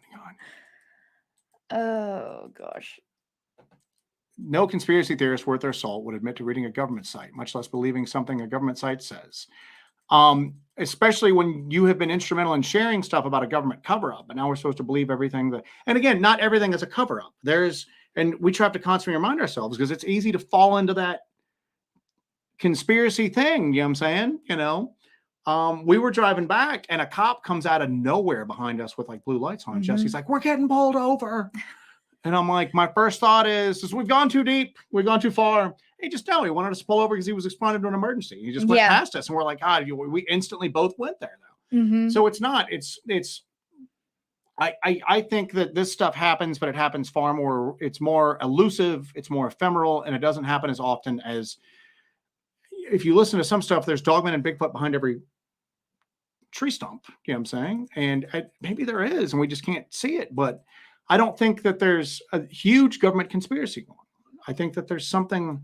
When we were doing that episode about the Collins elite, there was a supposedly a small group of people who had certain theories, and then they were using their influence and power within the government, and there were people basically carrying out their will that didn't know why they were carrying it out. You know what I'm saying? So I can't say that there's not something similar going on with other stuff. We saw it. We saw the fact that there are uniformed law enforcement officers that are just going, I don't really know what's going on here. I'm just supposed to shut this road down and turn y'all around. Yeah. So at that point, you're not really having to keep a conspiracy with a lot of people because nobody knows about it. They might just have they were openly going, this is weird. We don't usually do this. And that was all the way up to the ladies of the Welcome Center saying that. So what do you got? The Dogman out front should have told you the park's closed. Sorry, folks. The Dogman out front should have told you the park's closed. So Tammy Weiserek says the government has the Dogman microchipped and using them to go after the people coming across the border down by the New Mexico, Texas. Not only that, Dogman go after the homeless as well, and the police allow it. So I want to address the second part of this. I don't know about that first part about this, but addressing the second part of this. So if you guys are familiar with the last time we were in the LBL, we found that tent, and then we took you guys to the site again to see if the tent was still there. And that's what one of our lives was us returning to that side of that tent and showing you guys that it was still there. The Sasquatch pheromone chip was gone, but that tent was still there. So what's very interesting about that is we found another tent. Shortly after that, we found another tent within that area, and it was a similar scene. I will be putting that video out of that so you guys can get a look at that and how we find it, what condition we find it in, and what happens around that. So I think there is some merit to the theory that these things are attacking people who are on the fringes, people who, somebody who's homeless. And a lot of people lost their homes when that tornado came through and destroyed Kentucky. And quite a few people came into the LBL and sought refuge there and camped out there. But I think some people who just kind of disappeared, nobody knew where they went. Nobody was asking questions about them. They were homeless people that something bad happened to them. Something very bad happened to them. And we found the evidence of possibly that happening. So I just kind of wanted to hit that a little bit. Oxkira, whatever happened to casual walks in the woods? No Dogman today. I don't have my camera. We've actually got some footage that we should release. When we were out, we actually hiked up to the cemetery, this old abandoned cemetery that's on top of a mountain. And it was the thickest fog I've ever experienced. We couldn't use white flashlights at all because it bounced the light back too much. But our red flashlight seems like they went through a little easier, so we could kind of see. But it was insane. It was literally, it was like movie fog. You know what I'm saying? That movie fog that you never seem to experience in real life, but it seems like it's in every horror movie out there. That's what this was. And we didn't have a damn thing happen. It was actually, we even commented, we're going, this is so peaceful here. That's that area that we've talked about in the past. It used to have a lot of activity. And it seems like it kind of concentrated up in the other area where we found that occult activity. We talk about it. We're going, this is probably the most relaxing time we've had in the woods in months at this point. Yeah. So that does happen. David Holly, do you guys think that with all the personnel, which was in evidence, the military was perhaps trying to either capture or kill some of these creatures? it seemed like they were scrambling to get something under control, and you're I don't think it's too much of a leap of logic to say that was it. Either capture, we think that something happened and they were trying to get control of the situation. So look for more of that to come out, and from other channels as well. Look, I'm sure Barton's going to have some stuff because he was with us for a while down there. Martin Groves is doing a lot of legwork down there. So.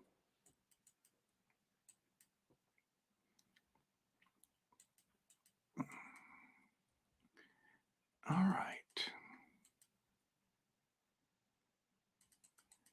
People are talking about a lot of encounters within proximity of military bases. Yeah, that's the thing. Military bases, cemeteries, any sort of liminal areas, Jim saying. Now, a military base would not be considered a liminal area. It kind of flies in the face for everything. But there is a lot of activity that takes place around military installations for some reason. So.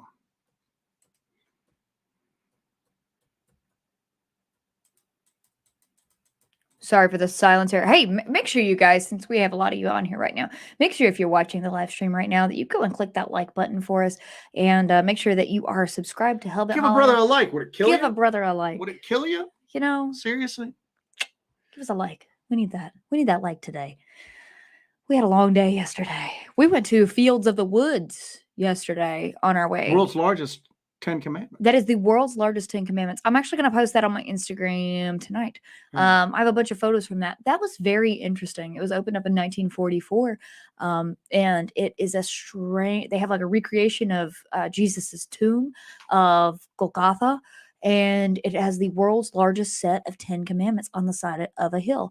So, and I don't want anybody getting crazy either way on religion. No. For or against. But it was just really weird to see this in the middle of the mountains up there like that. Because it's very surreal. It's way out there. It's way out there. So that was an interesting thing we stumbled across there. So what did this just happen? It just happened. Jesus. All right.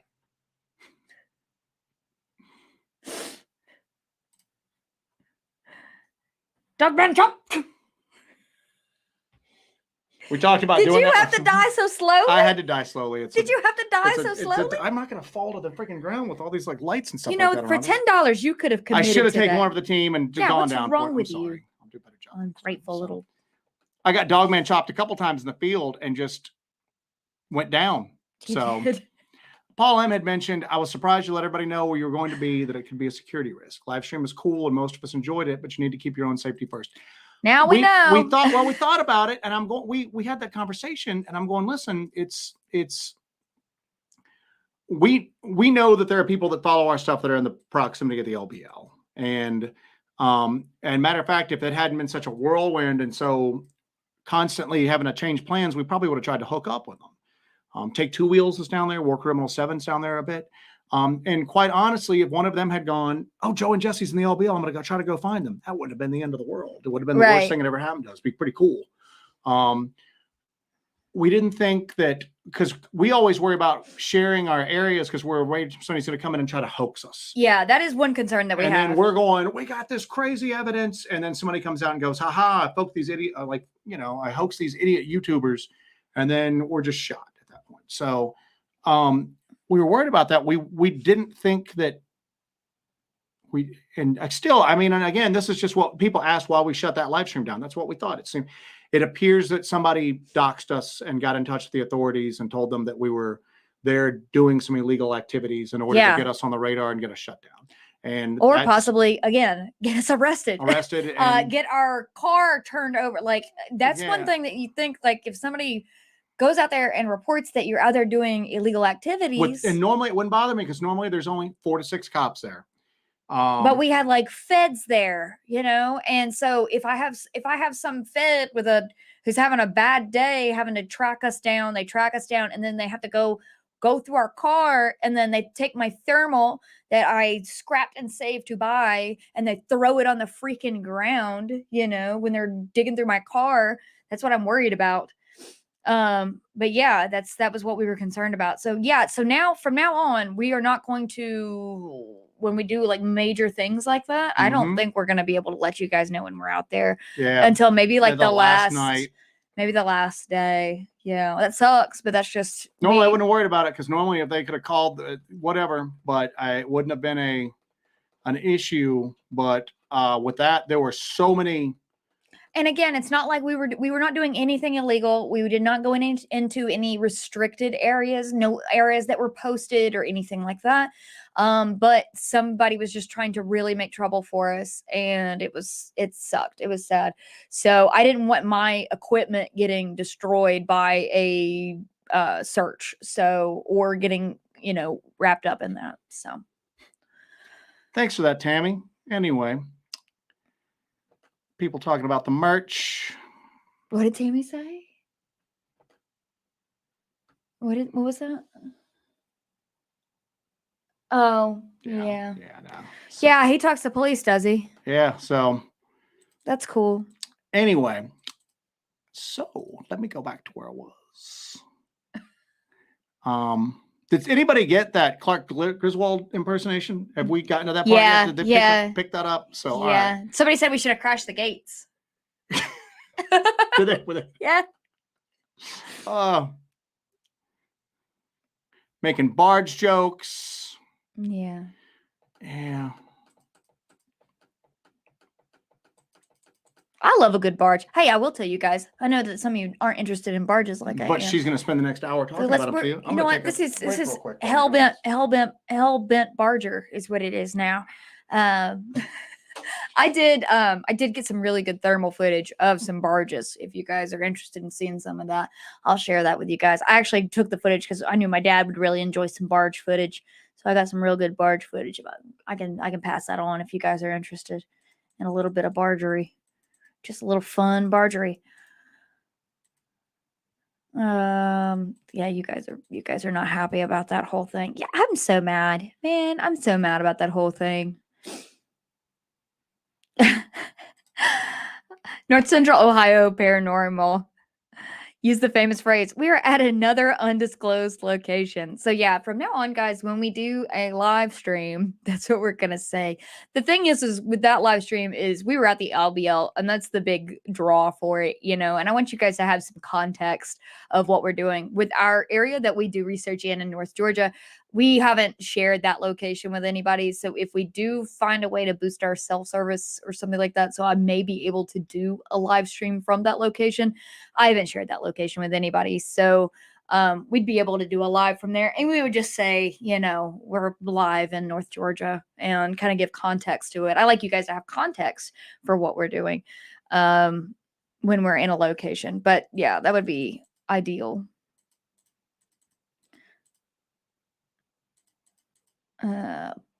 Barge Society. I'm in it. Let's see. I'm trying to catch up here. I don't have Joe rambling beside me, so it's a little quiet in here. Oh, hello, Joe. Oh, hello, I Joe. wasn't saying anything about you at all. All right. What did I miss? Hey, hold on. I want to get to this real quick. What are you getting? Cryptid response. Our good friend Cryptid response. I think that some humans have better antenna than others when it comes to spotting these things, in my opinion. We were just talking a few minutes ago about Gary Nolan and how much we like Gary Nolan and his approach to the topic. And one of the things that Gary Nolan looked at is the brain patterns, the neural patterns of people who have had UAP experiences. Yes. All of them seem to exhibit similar conditions as far as like their neural networks and everything like that, the synaptic setup and everything of the brain. All of them seem to have similar abnormalities. And they at first thought that it was the result of having these UAP encounters. Well, then they go back and they look at some of them that had previous brain scans, and those conditions were pre-existing. Yes. So it would be something like almost that they were more hardwired than normal people to either be receptive to them, to observe what's there, or maybe they attract it somehow and they just don't know it. But it's something that can't be denied. And that's one of those things that maybe there's just people that are hardwired. Like I can go out by myself and I won't have anything happen. I go out with Jesse and stuff happens. That's all there is to it. Take that however you will. There are people that I think that are hardwired to attract this stuff, or hardwired to draw this stuff in, or some people that are hardwired to maybe notice things that other people just instinctively dismiss. Yes. So, Yes. so I think that there's something to that. And it's not just us. There's a world-renowned, MIT scientist with a, who's become a millionaire with his scientific inventions, looking at this and saying the exact same thing. And not just him, you've got people from Stanford and Harvard looking into these things and have built careers on the ancillary things that have been part of this study as well. Mm-hmm.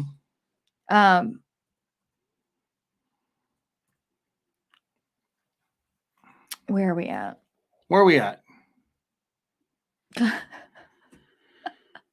What's going on? What are you laughing at?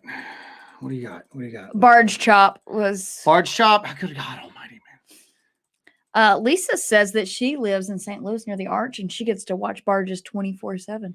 So, Lucky lady. I don't think I've ever been more jealous of a person in my life. Daily barges.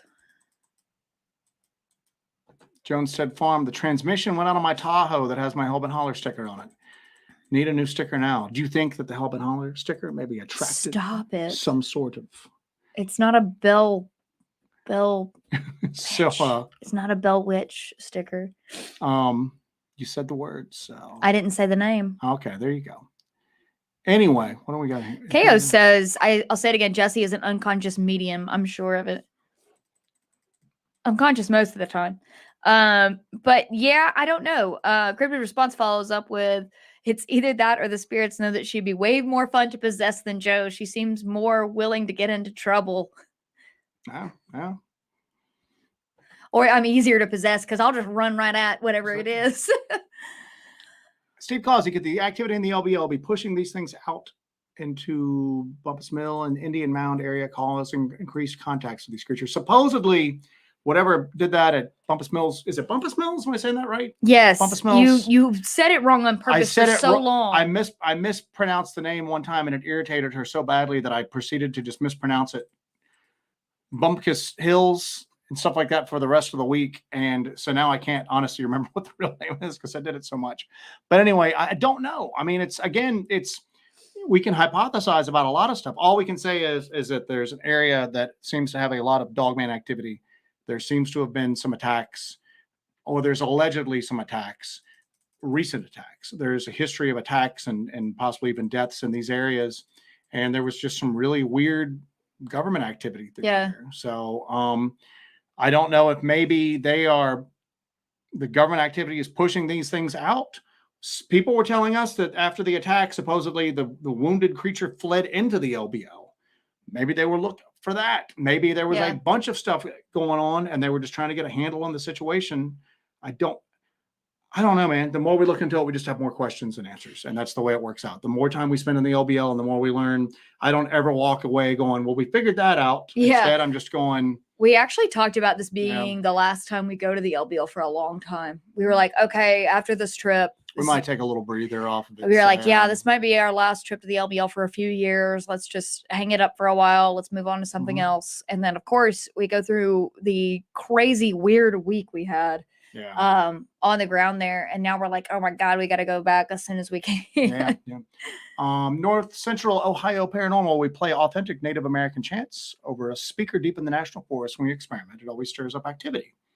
With evidence captured and documented. That'd be interesting. I'd like to see that. That's a cool experiment. That's a cool experiment. We don't really do call blasting or any sort of like audio experiments like that, but that might be something I kind of like this idea for an audio experiment better than just like call blasting. Yeah, we don't do the whoops. Jesse will whistle at inappropriate times, then catch me off guard, but we don't really do this, but that would be cool. B-Rev goes, the government is not as powerful as everyone thinks. I agree with you on that, but it doesn't have to be. Because public opinion is as powerful as everybody thinks. And there's a lot of people that will never come forward because they're afraid of public opinion and they're afraid of being called crazy. Or look at the trouble that somebody has with a paranormal or an encounter with one of these creatures has when they try to go into a Facebook group dedicated to this stuff and talk about it. Yeah. That the hostility is like overwhelming. How is the general public going to view them? So I think at this point that the narrative has been built so well and so thoroughly that the government doesn't have to police everything up or control the message. They focus on the big stuff, and the medium-sized stuff and the small stuff just gets taken care of on its own. You know what I'm saying? So there you go.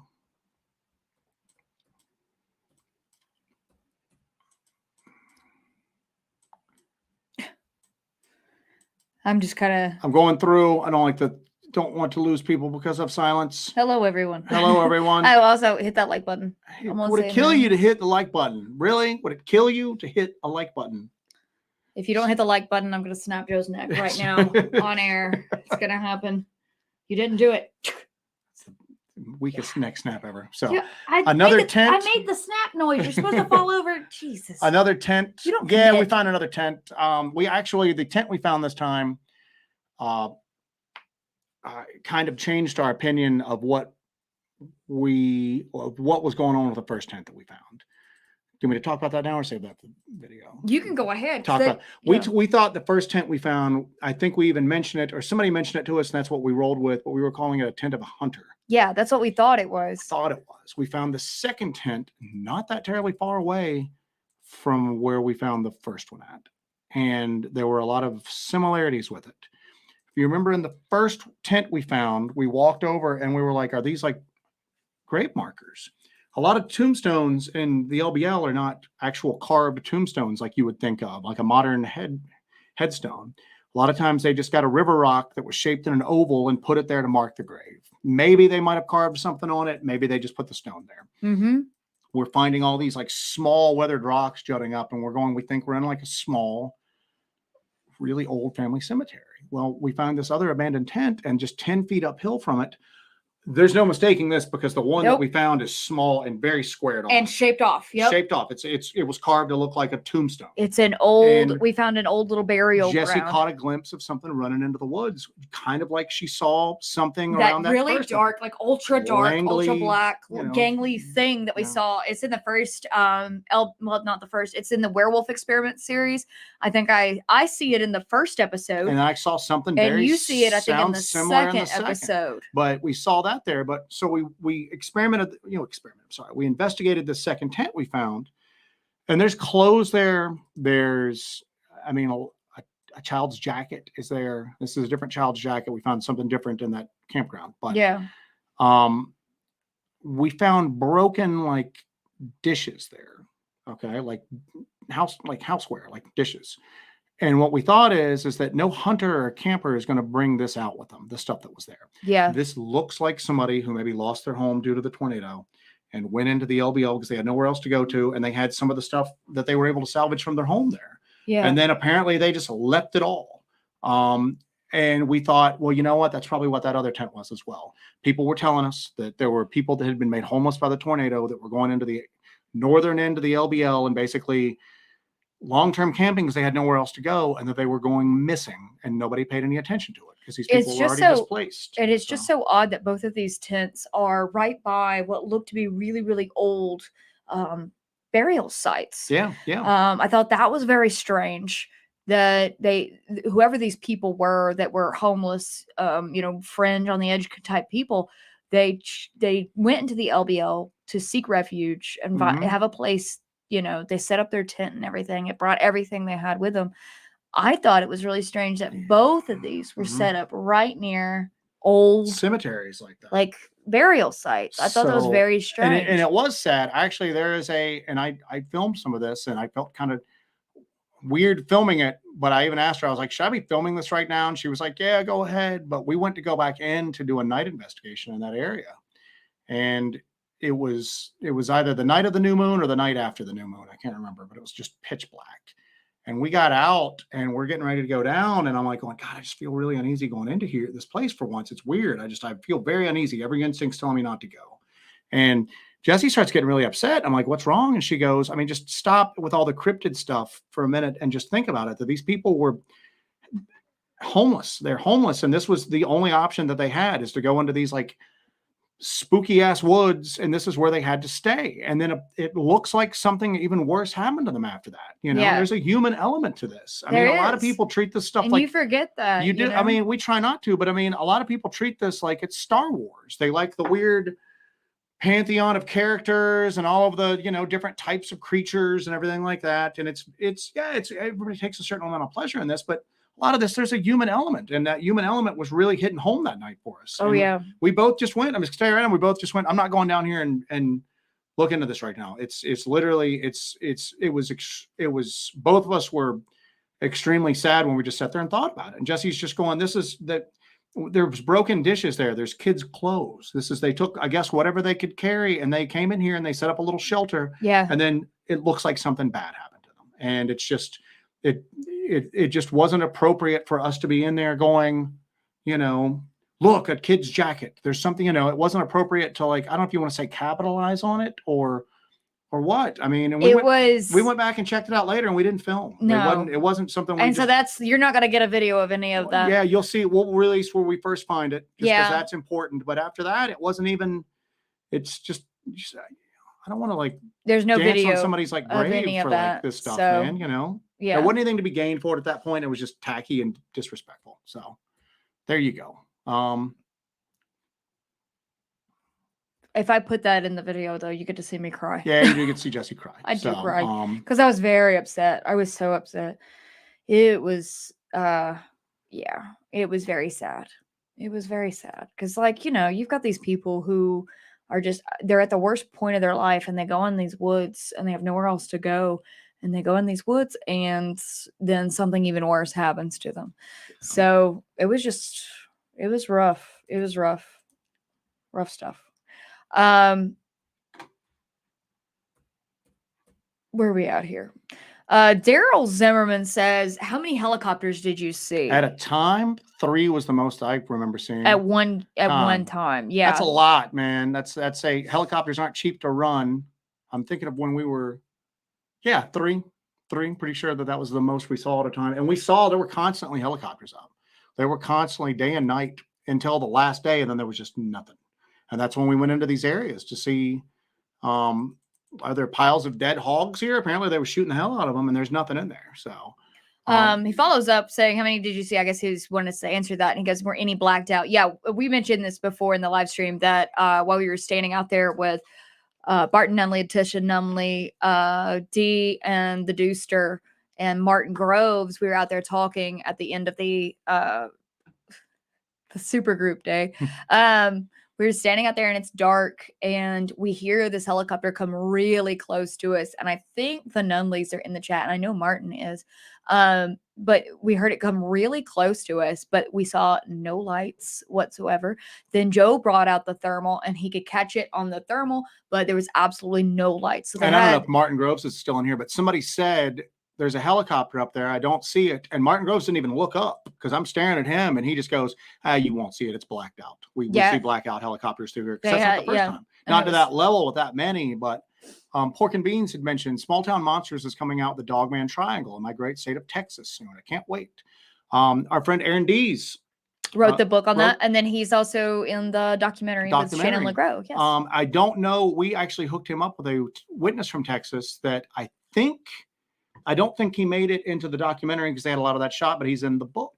And actually, Jessie has a couple of segments in the book where she discusses. Yeah, I contributed to part of the book. So the connection between old iron bridges and Dogman activity, and then just some general Dogman stuff. But we're really looking forward to that. It's going to be. And I think maybe that has something to do with the LBL too, as you've got all of that. Like I mentioned before I got really super into barges, I was into the iron industry of Kentucky for some reason. But you had all of those, furnaces that were operational in the 1850s to the 1880s in the LBL because it was right there on the Cumberland River and the Tennessee River. So they had the furnaces that they would run on the peninsula, and then they would ship the iron south. But it wasn't like a long period of time where they did iron up there. But there's still one complete furnace, but it was only operational for 34 weeks. That's why it's still complete. It was barely that used. Is a small snapshot of what you would get. She was like, hey, let me shoot a short video talking about this furnace. And then I'm just going, enough already, man. This is like a Wikipedia entry. We don't need all this. And how do you know all this information? Are you just doing this off the top of your head? Anyway, I'm going to release that video too. You get a video of me at the Great Western Furnace talking about the furnace and having furnace talk. So meandering around with Johnny Jan's new subscriber. Really enjoy your videos. Do you think that Dogman and Bigfoot and God knows what else keeps to particular pockets in the LBL? I do not. The common wisdom is that there were always Dogman in the north, Sasquatch in the south. And when you talk to people, why do you think that? Well, it's just the way it is. But yet you can find reports of Sasquatch sightings and activity in the north and Dogman encounters in the south. Martin Groves' encounter, he witnessed both of them. And I don't know if he's publicly given the general location where he's at. I'm not going to. But let me put it to you this way. He's either north or south, and he saw both. When we were scouting out the area around the massacre site to see where we could possibly live stream from, we found a very large, what looked like footprint. That it was hard to tell because there'd been some rain through there, but it looked like a large bear. It looked like a Sasquatch print. You know what I'm saying? And the mud up there. We have found Dogman activity, or what appears to be Dogman activity, in the south. I don't think that these things are at war with each other. There's things out there that talk about how they seem to be working together at least some of the time. So anyway, but thank you for subscribing to the channel. I appreciate that. So Bigfoot, Michigan, Rob. Thank you, sir. Thank you, kind sir. Thank you, and welcome to the chat. Bigfoot, Michigan, Rob's got a good channel over there too. I'm sure a lot of our people are familiar with it, but again, another YouTuber that's very welcoming. He's been extremely nice to us. Has a great channel. There's a lot of people out there that are very welcoming and nurturing of one another, and that's what we kind of aspire to be ourselves. So, oh Jesus, North Central Ohio Paranormal. I'll admit to once being homeless for a short time. The respect you just showed to the unfortunate was absolutely beautiful. Thank you. Yeah. We're not even trying to like virtue signal, because I mean, I was homeless before, and and like, you know, you get into these situations, and you can be the best person in the world and still end up in a bad situation. Let me go on a rant. We're both from small mountain, like southern communities, okay? And a lot of these communities have just been, you know, industry's gone out, you know, in West Virginia and everything like that. The coal mine industry's gone down, you know.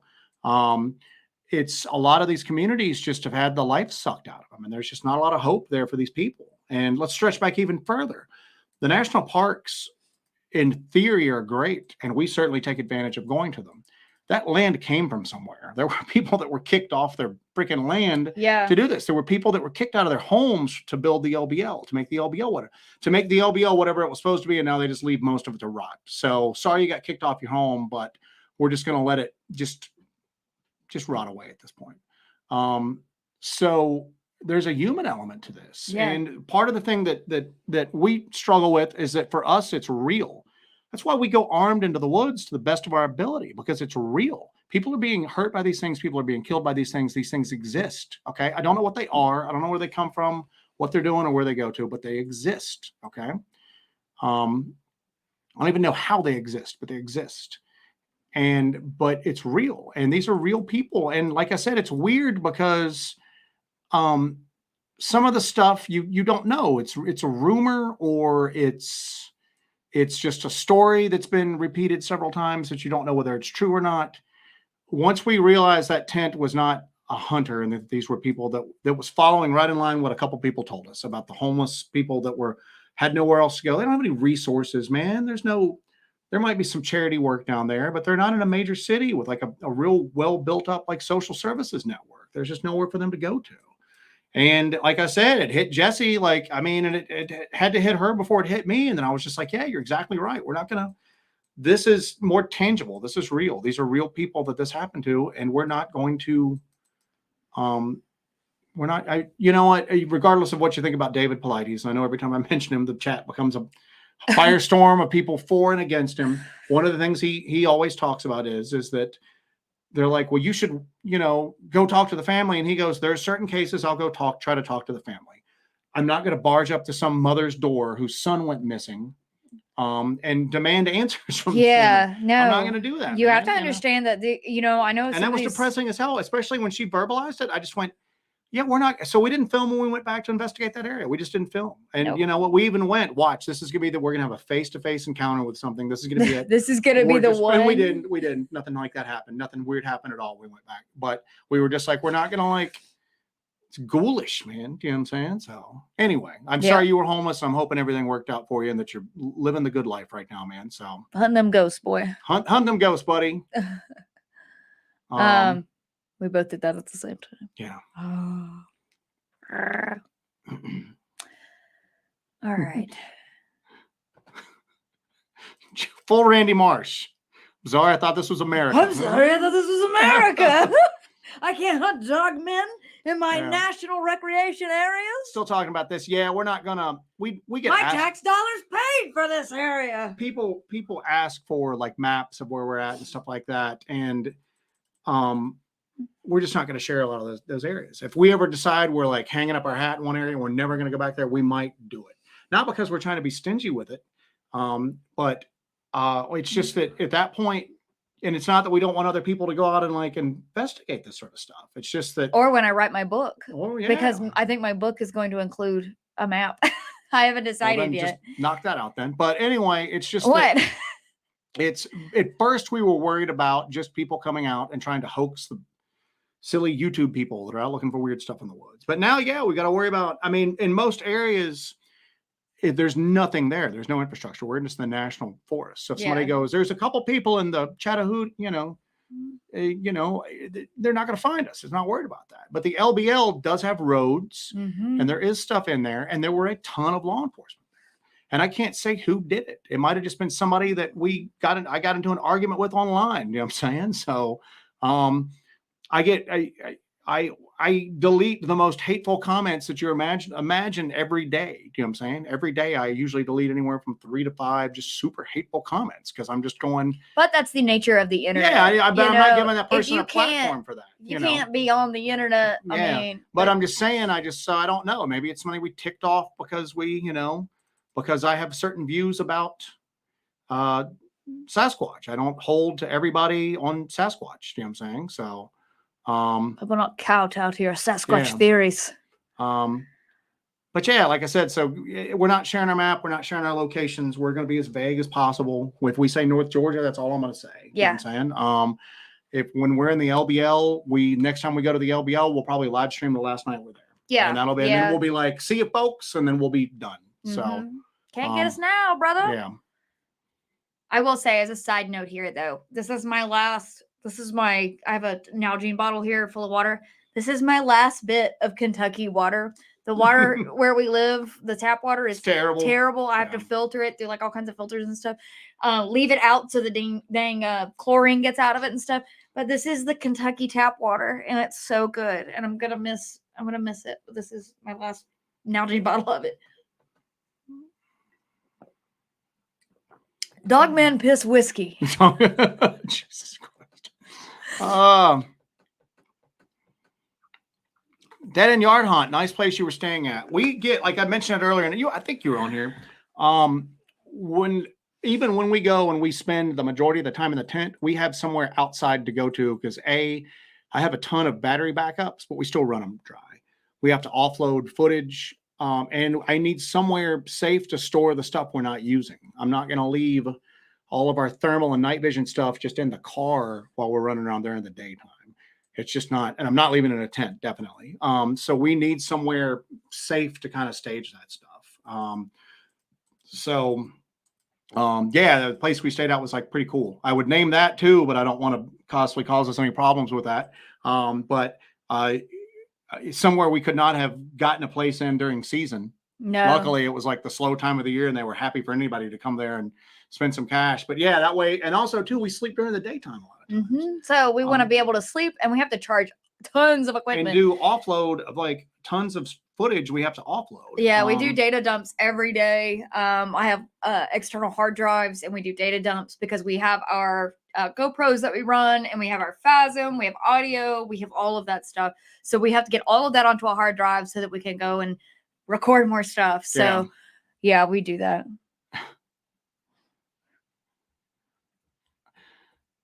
It's always surreal when I just kind of like scan down through real quick because I catch all these phrases out of comments and they're just so bizarre. So HGTV barge remodeling, I'd go for that. So I would too. Oh my gosh. She'd host that. So I grew up loving, now that everybody's in the barge thing. You're speaking my language. You want to talk about barges? Martin talks about this. I've got 3 captains that are shooting footage each time they get close to the LBL in case they see the beasts.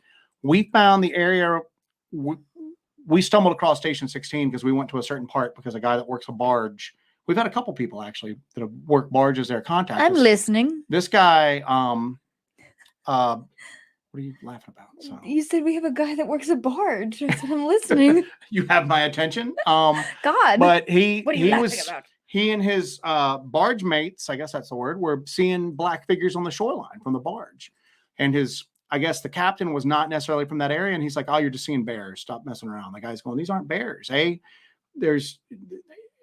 There's occasionally people saying there's black bears in the LBL, and you can't say that there's definitely not one or there've never been, but there's no real bear population there.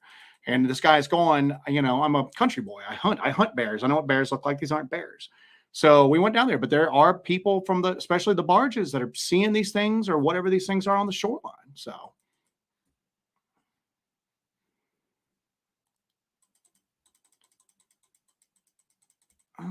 Just hear a series of clicks here. I'm going down. Somebody suggest. Here we go. Southern Sasquatch says Jesse and Joe come to North Carolina and search for the Bigfoots. I'm originally from Haywood County, North Carolina. There's a lot of stories from that area about Sasquatch. You've got the story of the Boojum, and then you've got Sukalu. Sukalu, yeah. Sukalu is the slant-eyed 7-fingered mountain giant. Yeah. So he is said to dwell in the Devil's Courthouse. Yeah, it's Judicula is the anglicized version of that, but Sulkalu is the Cherokee version. That's the Cherokee equivalent of like a Nephilim, like a Bigfoot, basically, something. Yeah. So. And you can go to Judicula Rock, which is one of the largest and oldest petroglyph sites in the country. And that's that's near Western Carolina University outside of Silva. And you can go and check out that rock. It's in a farmland, but you can access it because it's a historical site. But they have a handprint on there that has 7 fingers, and that kind of adds to the legend of the Nephilim. Yeah. So Shelley Vidal, it'd be interesting. I've heard that Dogman can swim. We've heard that too, and I mean, there's a lot of stories of Sasquatch being seen offshore. Especially in Alaska. There's a lot of people up there, that fishermen and whatnot, that have seen Sasquatch swimming. A couple of people have told us that there's tunnels or some sort of passageways underground linking the LBL to the mainland, and things are able to travel underground under the water there. So I don't know. I don't know. It's very weird. Very weird. So. Gunpowder Owl says, I'll say it again, bears don't have thumbs. Those claw marks that wrapped around the tree couldn't be a bear. And we fought that because, again, I mentioned it before, one of our research areas that we don't go to as much anymore, but is near the Pisgah Bear Sanctuary. And we see bear marks, we see black bear marks all the time. I don't know what a grizzly does. I've never really researched much in grizzly territory. Well, if there's a grizzly running around the LBL, we got bigger problems than, Yeah. But yeah, no, I agree with you. It's just, those aren't bear marks. I don't know I can't say what they are, but again, I can say what they aren't. Yeah. It's not an axe. It's not an axe. The fibers are pulled down. All the marks travel like a hand, man. They travel like a hand, not even like a paw, like a clawed hand with an opposable thumb. And in the live, I know the live was a little spotty because of the lack of reception. It's a year after. We went to LBL exactly a year after we went there to do werewolf experiments. So, but you can see the fresh marks in the trees in those videos from last year. I'll cover this here. Denny Kopeck says, ever been to the Pacific Northwest? If so, what do you think about the area? I've never been to the Pacific Northwest, and we don't really have any plans on going there right now because we have our hands full with the Appalachian region. So we're not going to really travel up there to do any sort of investigating in the immediate future.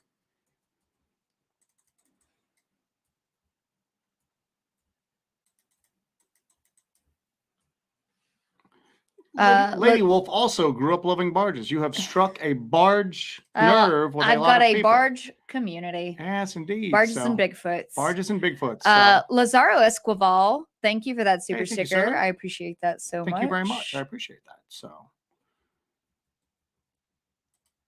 Deer in Headlight says, just heard today on Dark Waters, he said he got approached by government agents. It didn't slow him down, but he's very cautious. Yep, we're out in the field, and if we get approached like that again, it puts you on your heel. It puts you back. It definitely puts you back. And like I said, it's even if we got picked up for stupid stuff, you can beat the charges, but you ain't beating the ride. You know what I'm saying? No. So I don't want like again, we're not like independently wealthy people. We work regular jobs to do this, and we spend a great deal of, we sacrifice in other areas of our life in order to be able to do this stuff and afford the equipment. Okay. We don't just go chip some off the gold bars we keep in the vault and then go buy thermals and all that. That represents stuff that we went without in order to get that, because this whole thing's important to us. Mm-hmm. If we stop doing the channel tomorrow, we're still going to do this sort of stuff. We are, absolutely. And it's so,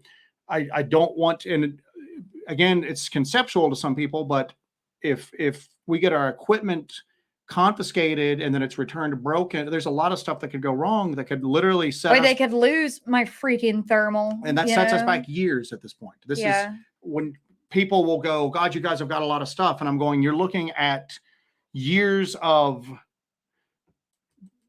not driving new cars, not going on vacation. This was our vacation for the year. Yeah, this was our vacation. Going to the LBL and spending most of our time running around the woods investigating is what we consider a vacation. That was our vacation for the year. We buy each other outdoor clothing and investigation equipment for Christmas. Yes. You know what I'm saying? So I don't want that to get destroyed or confiscated. Even if I get it back and it just doesn't work, then that sets us back years. Okay. So there's that. That's what we were literally worried about. And that's why we had to relocate to another area. And that's why we had to kill that live stream, because actually we had discussed about doing some stuff on that live stream. We were all together, and we were going to speak to Martin a little bit and to discuss some stuff that was up. And when it said, we just killed it, and that didn't happen. So.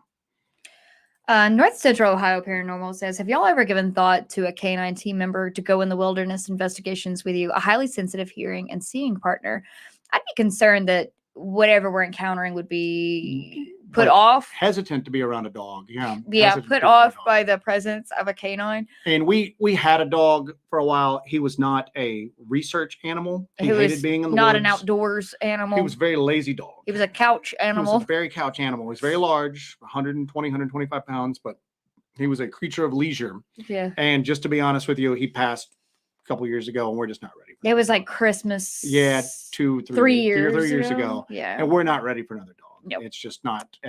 There are advantages to it, and especially if we were able to train it.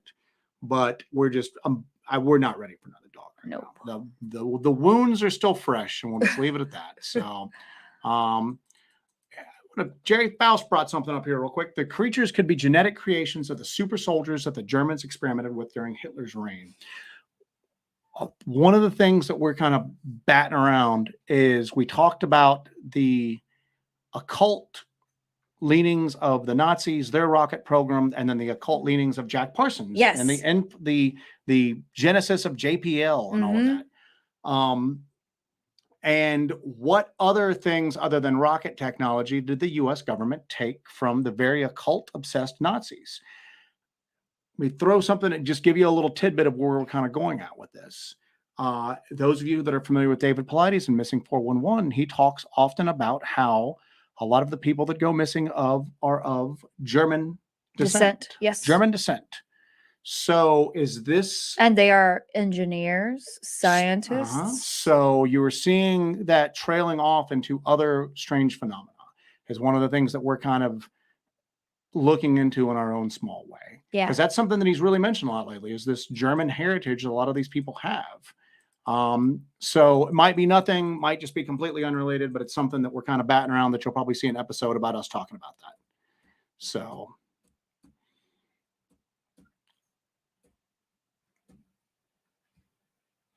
Peter Smallwood says he's repaired barges and dove the barge and baby barge here off of Hawaii. Okay.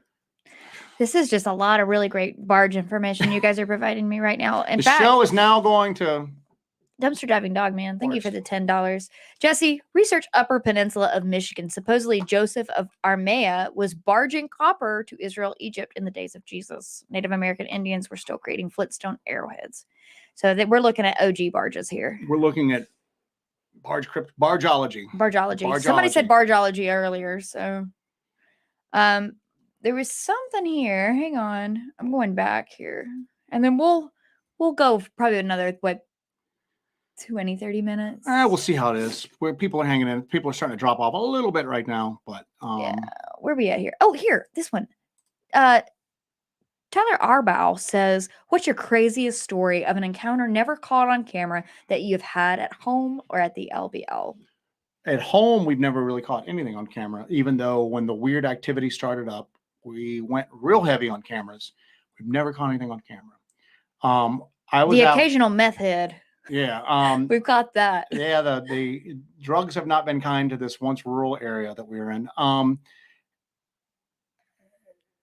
At the LBL, what is the things we saw we didn't catch? No, we didn't get those on camera. We didn't get those on camera. We got our reactions. I got Jessica as I was filming Jessie when she saw it, and you see her just go pale and start to almost have a panic attack, and then you see me run off. Yeah.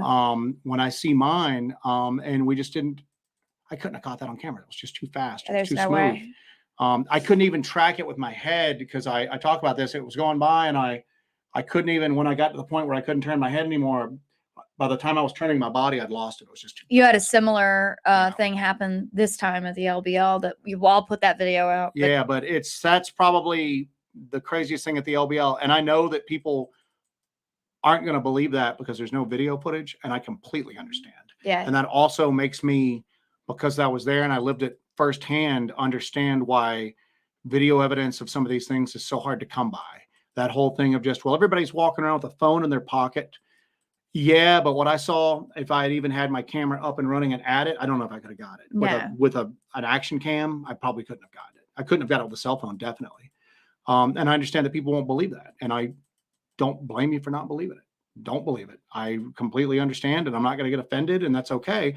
But that gave me a new understanding of these people that told me I just couldn't get it on camera. And I go, I believe you. I believe you. You don't need to back it up with photographic evidence all the time, because I understand how difficult.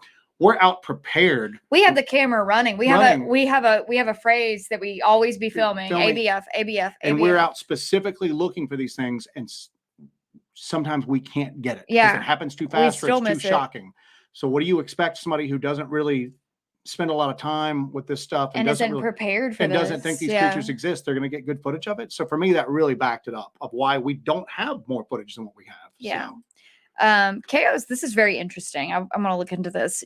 Jung and Freud ended their friendship because Jung wanted the concept of scientific to be broader to cover more paranormal phenomenon. And Freud was just like, he was just, again, traditional scientist basically at that point. You know what I'm saying? If I can't replicate it and it can't be studied under certain conditions, and of course you're dealing with psychological phenomenon or psychiatric phenomenon at that point, but yeah, that's it. And then Jung was getting more into the archetypes and everything like that. We had a really long drive home. We listened to a few Gary Nolan interviews, and I love listening to him. The way his brain works is it's like listening to a more scientifically inclined it's like angry, just angry. No, disgusted half the time. The wheels are always turning, and it's always turning in so many different directions too.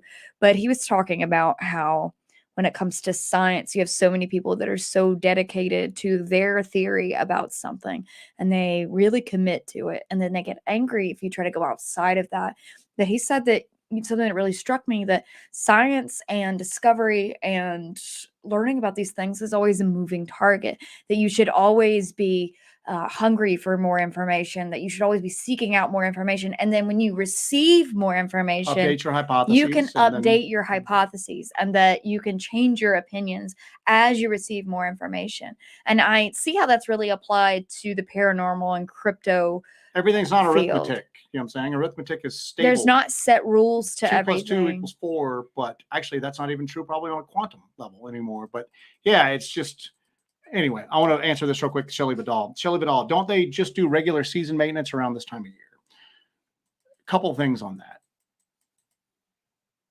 There might be things on their website saying, here at the LBL, we are doing our normal season maintenance in order to get, the LBL ready.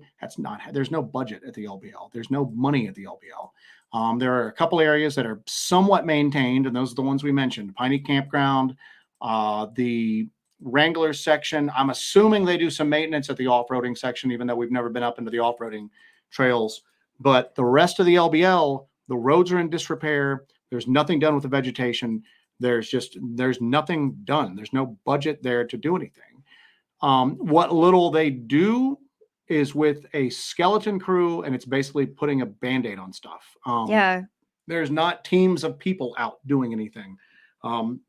There are probably at times more people at the main welcome center, 3 to 5, than are in the rest of the park doing anything. Sometimes there's just, the budget has been slashed and slashed and slashed. I think, and I'm ballparking these numbers right now, but I think that 10 years ago, they had 45 or 50 uniformed law enforcement officers. They've got 4 to 6 now. Okay. And when I say 4 to 6, because I think they're supposed to have 6 and they only have 4 on paper. Yeah. But they're not. There's not really a lot of maintenance there that happens. And when you're there on foot and looking around, you realize and that's one of the things that's kind of depressing, is they took these people's land and then they're just letting everything rot. Even what they do as well, what we witnessed is not that. They never, ever do what we saw, at least in our experience, and the experience of people like Barton Nunley and Martin Groves, who have more experience there than we do. Yeah. So this was an anomaly. This is out of the ordinary, and this was strange. And you know what? Maybe there's an explanation for it that none of us realize, but it's still out of the ordinary. And circumstantially, it was extremely odd. So, that made me think of something that Steven Taylor said when we showed up at his house unannounced in his driveway, pulled like a couple into of his creepers. driveway. So yeah. That made me think of something he said, that there's not a lot of police presence or anything like that at the LBL, but he said that they've just got Stewart County, which is the county in which the lower part of LBL is, and Dover and everything. They have they have probably too many police officers over there, but the police from Stewart County can't really patrol the LBL. That's federal jurisdiction. I guess there's not a lot of cooperation, and and there's not a lot of cooperation between the surrounding counties and the law enforcement on the LBL anymore. Yeah. There once was to a certain degree, but now, unless something's changed over the past month or so, and with all the law enforcement that's down there, we were seeing Bureau of Land Management type people and other Forestry Service people and other like ranger types. We weren't seeing any local county police there assisting at all. Take that for what you will. Our boy Jitesh Patel. Didn't both of you hear voices with those lights you saw? Yes, but I want to caution on this. We are also next to water. Yeah. Sound travels across water. Yeah. It seems unlikely that there was somebody on the far shore, but it's not impossible. Or there could have been somebody going down, like people kayak at night there. People do kayak at night. It's rare, but it's usually in the warmer months. But that location is actually near what's called a kayak trail for the LBL. So there's this area where you can kayak, and it's like an established kayaking route. Yeah. That's nearby. So it could have been that. So we don't know. Antisocial ghost. It's a sad situation, but maybe you would be showing respect by telling us. And we're going to show where we found it. But at the same time, and we're not trying to virtue signal, man, or anything like that. We're just trying not to be ghoulish. Yeah, and we're not trying to say, look how noble and great we are by doing this. It bothered both of us. And we just didn't want to do it. We didn't want to do it. And we went back. We didn't take cameras with us. And that's right, wrong, or whatever. We'll include us finding it, and we're talking about it right now, what happened. But we're just not going to I'm not doing that, man. So. North Central Ohio Paranormal says, who was that other female with you two on your Devil's Night investigation? Jesse was doing the Estes while Joe found a girl's dress Halloween That's just some costume. chick we found at a bus stop. So. That's my friend Katie. She is she's more of a paranormal investigator, like more into ghosts and stuff like that. But she joined us. She does she's actually gone out in the field with us before. Yeah, she's gone out in the field with us That before, is my friend Katie. That is my friend Katie.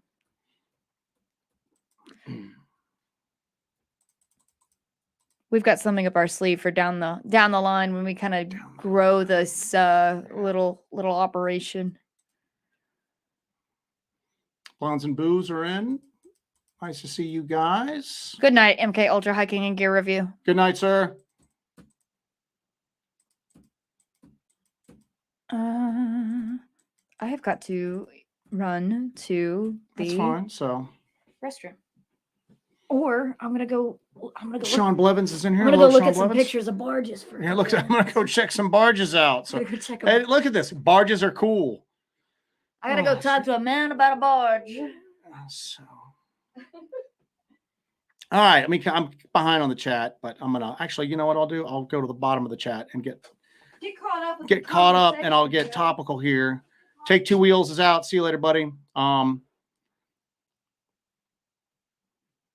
Apparently, I'm a sick individual. I don't know what that's in response to, but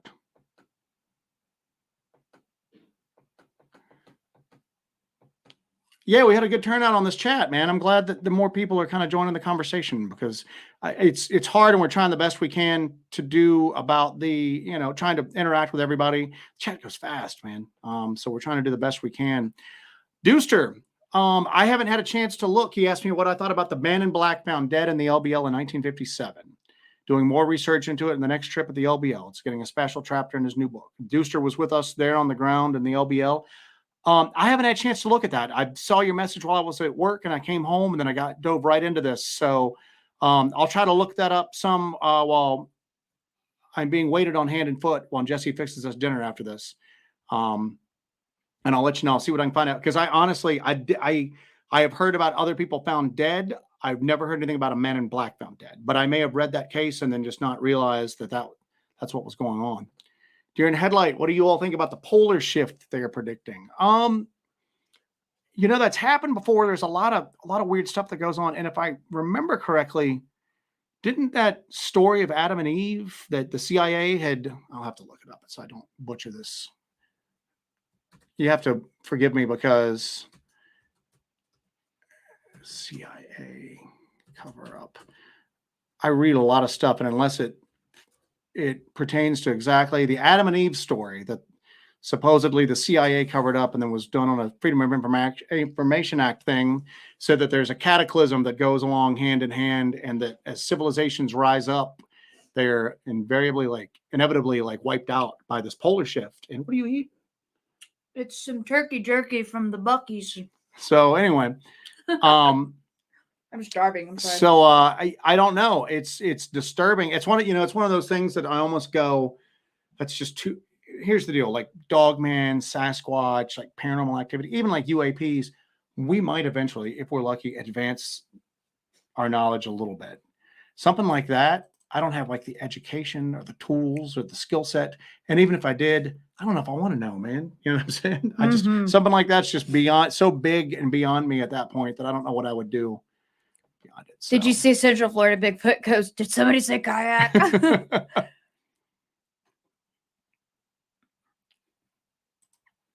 See, I didn't know this. Kyle shows that Freud experienced paranormal phenomenon, but wouldn't support Jung or publicly talk about it because I didn't know that. So that's interesting. I'll have to look into that. I'll add that to my research list.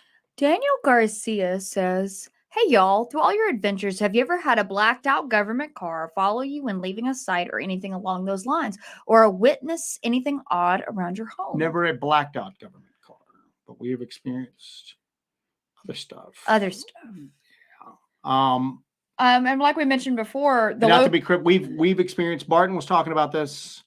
The white vans. Now, we've never seen the white vans with the barcode plates, but we've had some weird experiences with some white vans. But I don't know if you were on here earlier, Daniel, when we were talking about this, that the campground that we found that looked like it had been destroyed and like wrecked, years before. We went back the next day to do like a full investigation of the area, and there were 2 unmarked government vehicles there. So Southern Sasquatch, $5 for the barge fund. You're gonna get your own barge, Yeah. kid. I'm You're on gonna my get your way. own barge. I'm on my way. So, Home sweet antisocial home. ghost. Have you ever seen something that doesn't fit into any category at all? That lanky thing that we both saw at the LBL for me. And again, we can only give each other descriptions. I'm not an artist. She ain't an artist. We can't like draw what we saw. I draw like a lanky stick figure. Wasn't a Sasquatch, and it didn't have canine like features. I don't know what that was. It didn't look like it should be able to move as fluidly and as quickly as it did. And it didn't seem like it followed the lay of the land, because there was a dip there, but it brushed through I saw the branches move. Yeah. When it went through. So it had some sort of physicality to it. I don't know. It was lanky and skinny and weird looking. So I've had people go, "Oh, you saw a Wendigo." I don't know. I just know that it was lanky and skinny and moved really weird and had kind of an oversized, kind of jutted forward head, but awkward is a word that comes to mind when I think about it. Does that kind of describe what you saw? Yeah, Awkward. it It didn't was seem, it just seemed like it was, it seemed like there were gangly. too many joints in its arms, if that makes sense. Yeah. Weird. I have no approximation, and I'm fairly well versed in this stuff, and she's fairly well versed in this stuff, and I don't know what category I would put that into. So other than something I don't ever want to really see again, because it was kind of disturbing. Hate to lighten the mood here. What you got? Jesse gonna go drop a barge. I hope you know that that's going to enter the Joe and Jesse lexicon now. Oh, and of course, dead in your heart, Jesse has to powder her nose. Mm-hmm. Cocaine Jesse. Cocaine Jesse. So, Jay Myers has got the Hellbent Holler Barge and Research Center. The indication that we have one of 2 things happened: either struck the lottery or gotten an eccentric billionaire patron. Stingray 1975. His mom has a barge. You get the hell out of town right now. Seriously, what does she do with it? Is it an operation? She using it? Because the indication that we have done that is when we live stream from the research barge and Hellbent Holler Barge Division. The barge division patch with like the deer skull and then like an orange barge underneath it with like just different weird stuff standing on it. So yeah, what up? Hey, you know how I've tried to get you to watch Highlander, the TV series, with me? I like the movie a lot. The TV series is pretty dope. Is there a barge? He lives on a barge. Yeah, what? He lives on a barge. It's great. Second season on, he lives on a barge. He has a converted, real posh barge he lives on. Posh barge. Dudes with swords. Hold on 1 second. Sold. And Kaz has talked to me about the thing I saw moved jerky, like robotic and so unnatural. The thing I saw was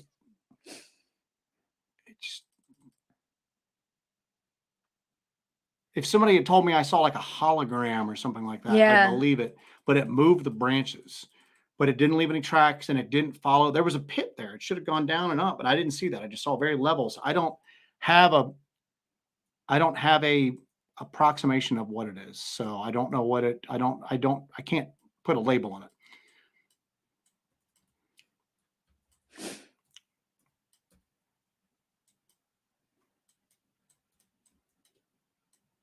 A lot of people talking about they're missing pets. Sorry. Dogman got Kennedy. That's why it's still classified. There you go. You heard it here first. You heard it here. They do have like hands, like somebody they could, rifle up. The lone dogman. The lone dogman. Oh God.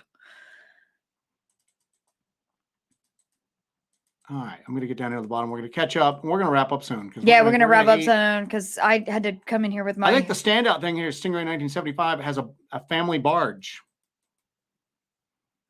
Dead and her not, since we can haul a lot of coke on the barge. That's true. They probably barge in. We start barging in coke. We turn a profit with this thing, man. You know what I'm saying? So all the thermals. All the thermals, man.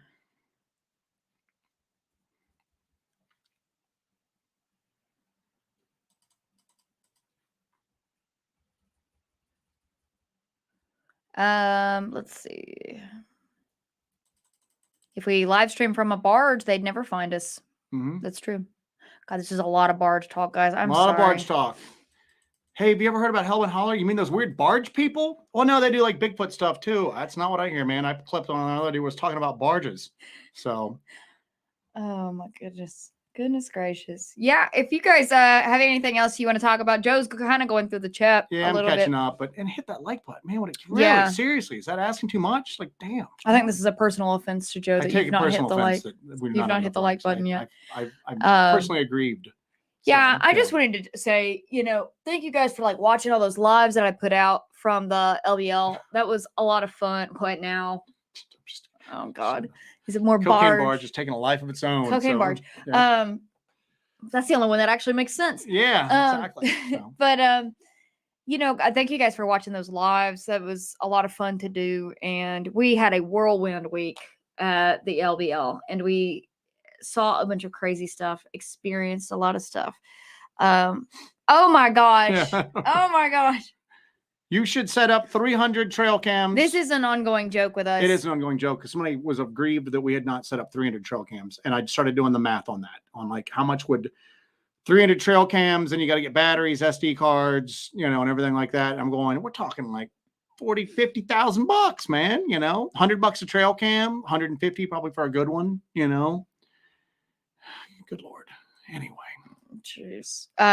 Martin says, when I hit the lotto, I should buy Hellbent Holler a fleet of barges for myself and Atlas ATV. We'll deploy the ATV from the barges. We'll have a landing barge and an FAL, huh? Yeah. So, all right, guys, we're gonna wrap it up. Yeah, if somebody's got something right now, drop it. If you got a question you want to bring up to the chat, I know we missed. If you've got something that you asked earlier and we missed because the chat's going too fast, ask it now. Yeah. So don't walk away ticked off. We have our contact info down there below. We've gotten a few letters at this point, which is very nice. Yeah, thank you very much for those of you who send us letters. Those of you who have sent us letters and little bits and pieces, thank you very much. Really appreciate that. I check the PO box once a week, and so it's nice to go and find cool stuff in there and pictures and letters and stuff like that. And on the trail cam thing, I think I have 5 trail cams. I think 3 of them work. 2 of them, I think, might just have dead batteries. Do you know why I don't know? Because we don't deploy trail cams. Yeah, we just don't. We have trail cams. We've never gotten JM actually said we can donate trail cams. We don't need trail cams. I don't need them. I'm not. We don't need them. It's biologically impossible or improbable that these things can see in infrared, but there's something to it. I mean, you see it time and time again. Trail cams just don't. You got stuff like the Jacobs photos, like with Sasquatch. You've got like real outlier type things, but otherwise they just we put a trail cam near a cave type thing we found in North Carolina. You still got that footage? You never put that footage out. Which one? Well, we put the trail cam up and something was going behind the trail cam. They were moving behind the trail cam. It was like a game trail or a something trail had developed behind the trail cam. And I'm going, something is sensing that the trail cam is here. I still have that footage because we got it when it was snowing. Yeah. Yeah, and actually that's really pretty footage too, because it's like we were out there in the snow. Mm-hmm. Oh my gosh. Yeah. So, I don't know why I never put that out. So, all right. Who will not hit the like button? Who among you? Anyway, and I want to end on a good note. Don't let our temporary grumpiness at the LBL be the defining thing. I'm not grumpy. I was freaking grumpy. I know. I was pissed off, man. The leaf thing got me, and I was just irritated. But you know what? Even then, we shouldn't let it irritate me. Part of that was just it was a frustrating night with those lights and all that. We didn't go out set for that. That's an area we've got a thermal hit. It's okay. Calm down. I'm just saying, we had a ball doing it. We had a ball sharing it with you guys. We had a blast. I appreciate all you guys that were supportive, and just that's what we're going to focus on. We had a great trip to the LBL too. Like on a personal note, we had it. It was awesome. We were like, this is like the greatest week of my life. Like it was great. We're running around in the rain. Oh my God. With Barton, Letitia, Dewey, Dee, and Martin Groves. So much fun. We had so much fun with everybody. It was such a treat to hang out with Barton and Letitia and Dee and Dewey and Martin. It was like literally, it was like the best time. I mean, again, because we've been doing this for a while, but we've never really been. I mean, I I did Bigfoot research, but I was never part of a group. It was a solitary thing. It was so much fun. And we're Barton, nobody, and just all these wonderful people have just treated us so nicely Yeah. in this, and it's just really great. Barton does creek walking where he finds he and Letitia do creek walking where they find cool stuff. everything. So I said, God, we found an area where there's dry creek beds, and like we were in them until pretty late looking around. But I was like, God, I just really want to find a hagstone. I really want a hagstone.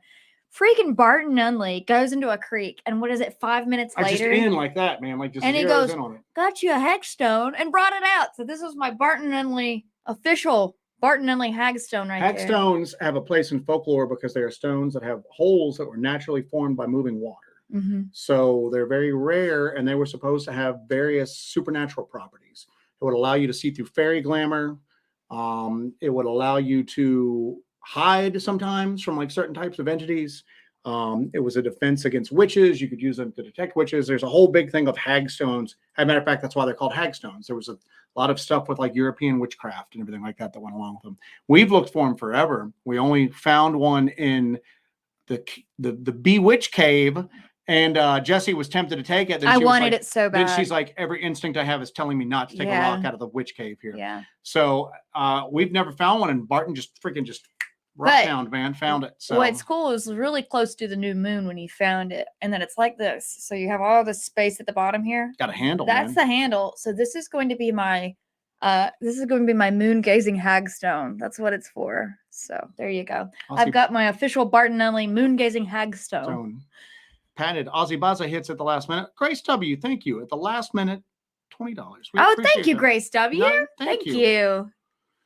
That is awesome. And you guys are so kind for that. And again, I want to hammer this point home. Again, we don't live off of our YouTube proceeds. Anything we're going to do, we're eventually going to get done. It just might take us a while to get done. Yeah, but like anytime you guys throw money on this, we use it for new pieces of equipment. And don't ever set yourself into a bad position don't ever put yourself into a bad position financially to help us. If we have some dream or aspiration, we'll get there eventually. If you would like to contribute to it and you find enjoyment out of it and it doesn't hurt you financially, we'll take it. But don't ever sit there and go, well, I can just eat ramen this month and maybe help those weird Hellbent Holler kids out. Don't do that. Don't do that. But if we can always go shake down somebody, rob a barge. Rob But for those of you who do decided to contribute and share, Sheila Evelyn, if she's on here, she's very generous with us. She enjoys it. She wants to support us in it. We'll take it, but again, don't ever. It goes to the equipment. That's what. But like I said, it's just we ain't starving, man. You know what I'm saying? We work regular jobs hard to support this stuff. So. What the flock? Jesus, did you see what he did? Yeah, too. So, but those of you who do, we appreciate it. We appreciate all you guys, and in turn, we will continue to amuse you by our bumblings in the woods and our crazy theories. Yeah, we do appreciate you guys joining us. Sell some Coke. You know what? You're right. That's we're gonna flag some sort of YouTube, like the algorithm's gonna come down going. I think Bigfoot's like.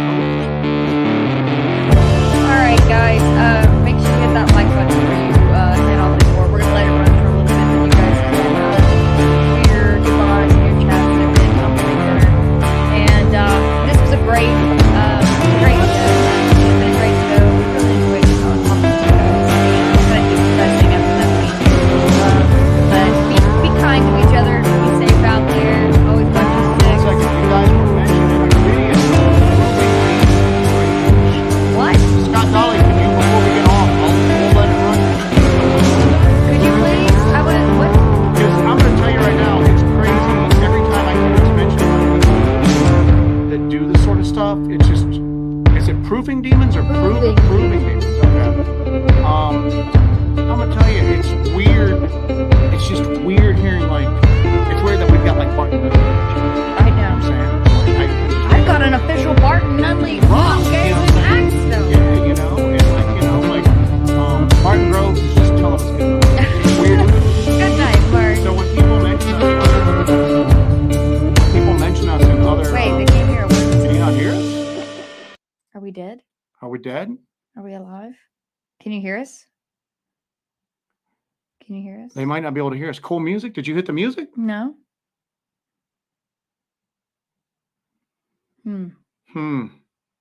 Okay. Turn your volume up real quick. Can you hear me? All right, we're about to get off here anyway. So anyway, we're gonna look up for that episode. If you guys know what episode Proving Demons that was with the load music, I don't know. Sorry. If you know that episode, let me know that we were mentioned on apparently on Proving Demons. I'd like to know. I'd like to go check that out. All right, music was loud. We're back. Hey, that episode Proving Demons, if you can send us a link to that. And what I was saying is because I'm gonna admit it, it's weird to see other people talk about us. You know what I'm saying? Yeah. Like when Dark Waters did that episode, when he was talking about like, oh, the field investigation, you check out Hellbent Holler. That's weird. I'm not gonna lie, we listened to that like 3 times. You know what I'm saying? So Christ. It's just how we are. Like Martin will give us call outs. Martin Groves in his new book was nice enough to talk about us in the final chapter. We got teary about it. I'm gonna admit it. You know what I'm saying? So Dumpster Diving Dogman, Jesse just graduated to hag status. There you go, ladies and gentlemen. Oh, we didn't say anything important. We were just rambling. Lady Wolf, thank you for popping on tonight. Anyway, let's call it up. All right, guys. Thank Thank you. Have a great night. We appreciate you all. And we'll have the music on and not be talking. So y'all be safe out there. Take care of each other. Be kind to each other. And be careful.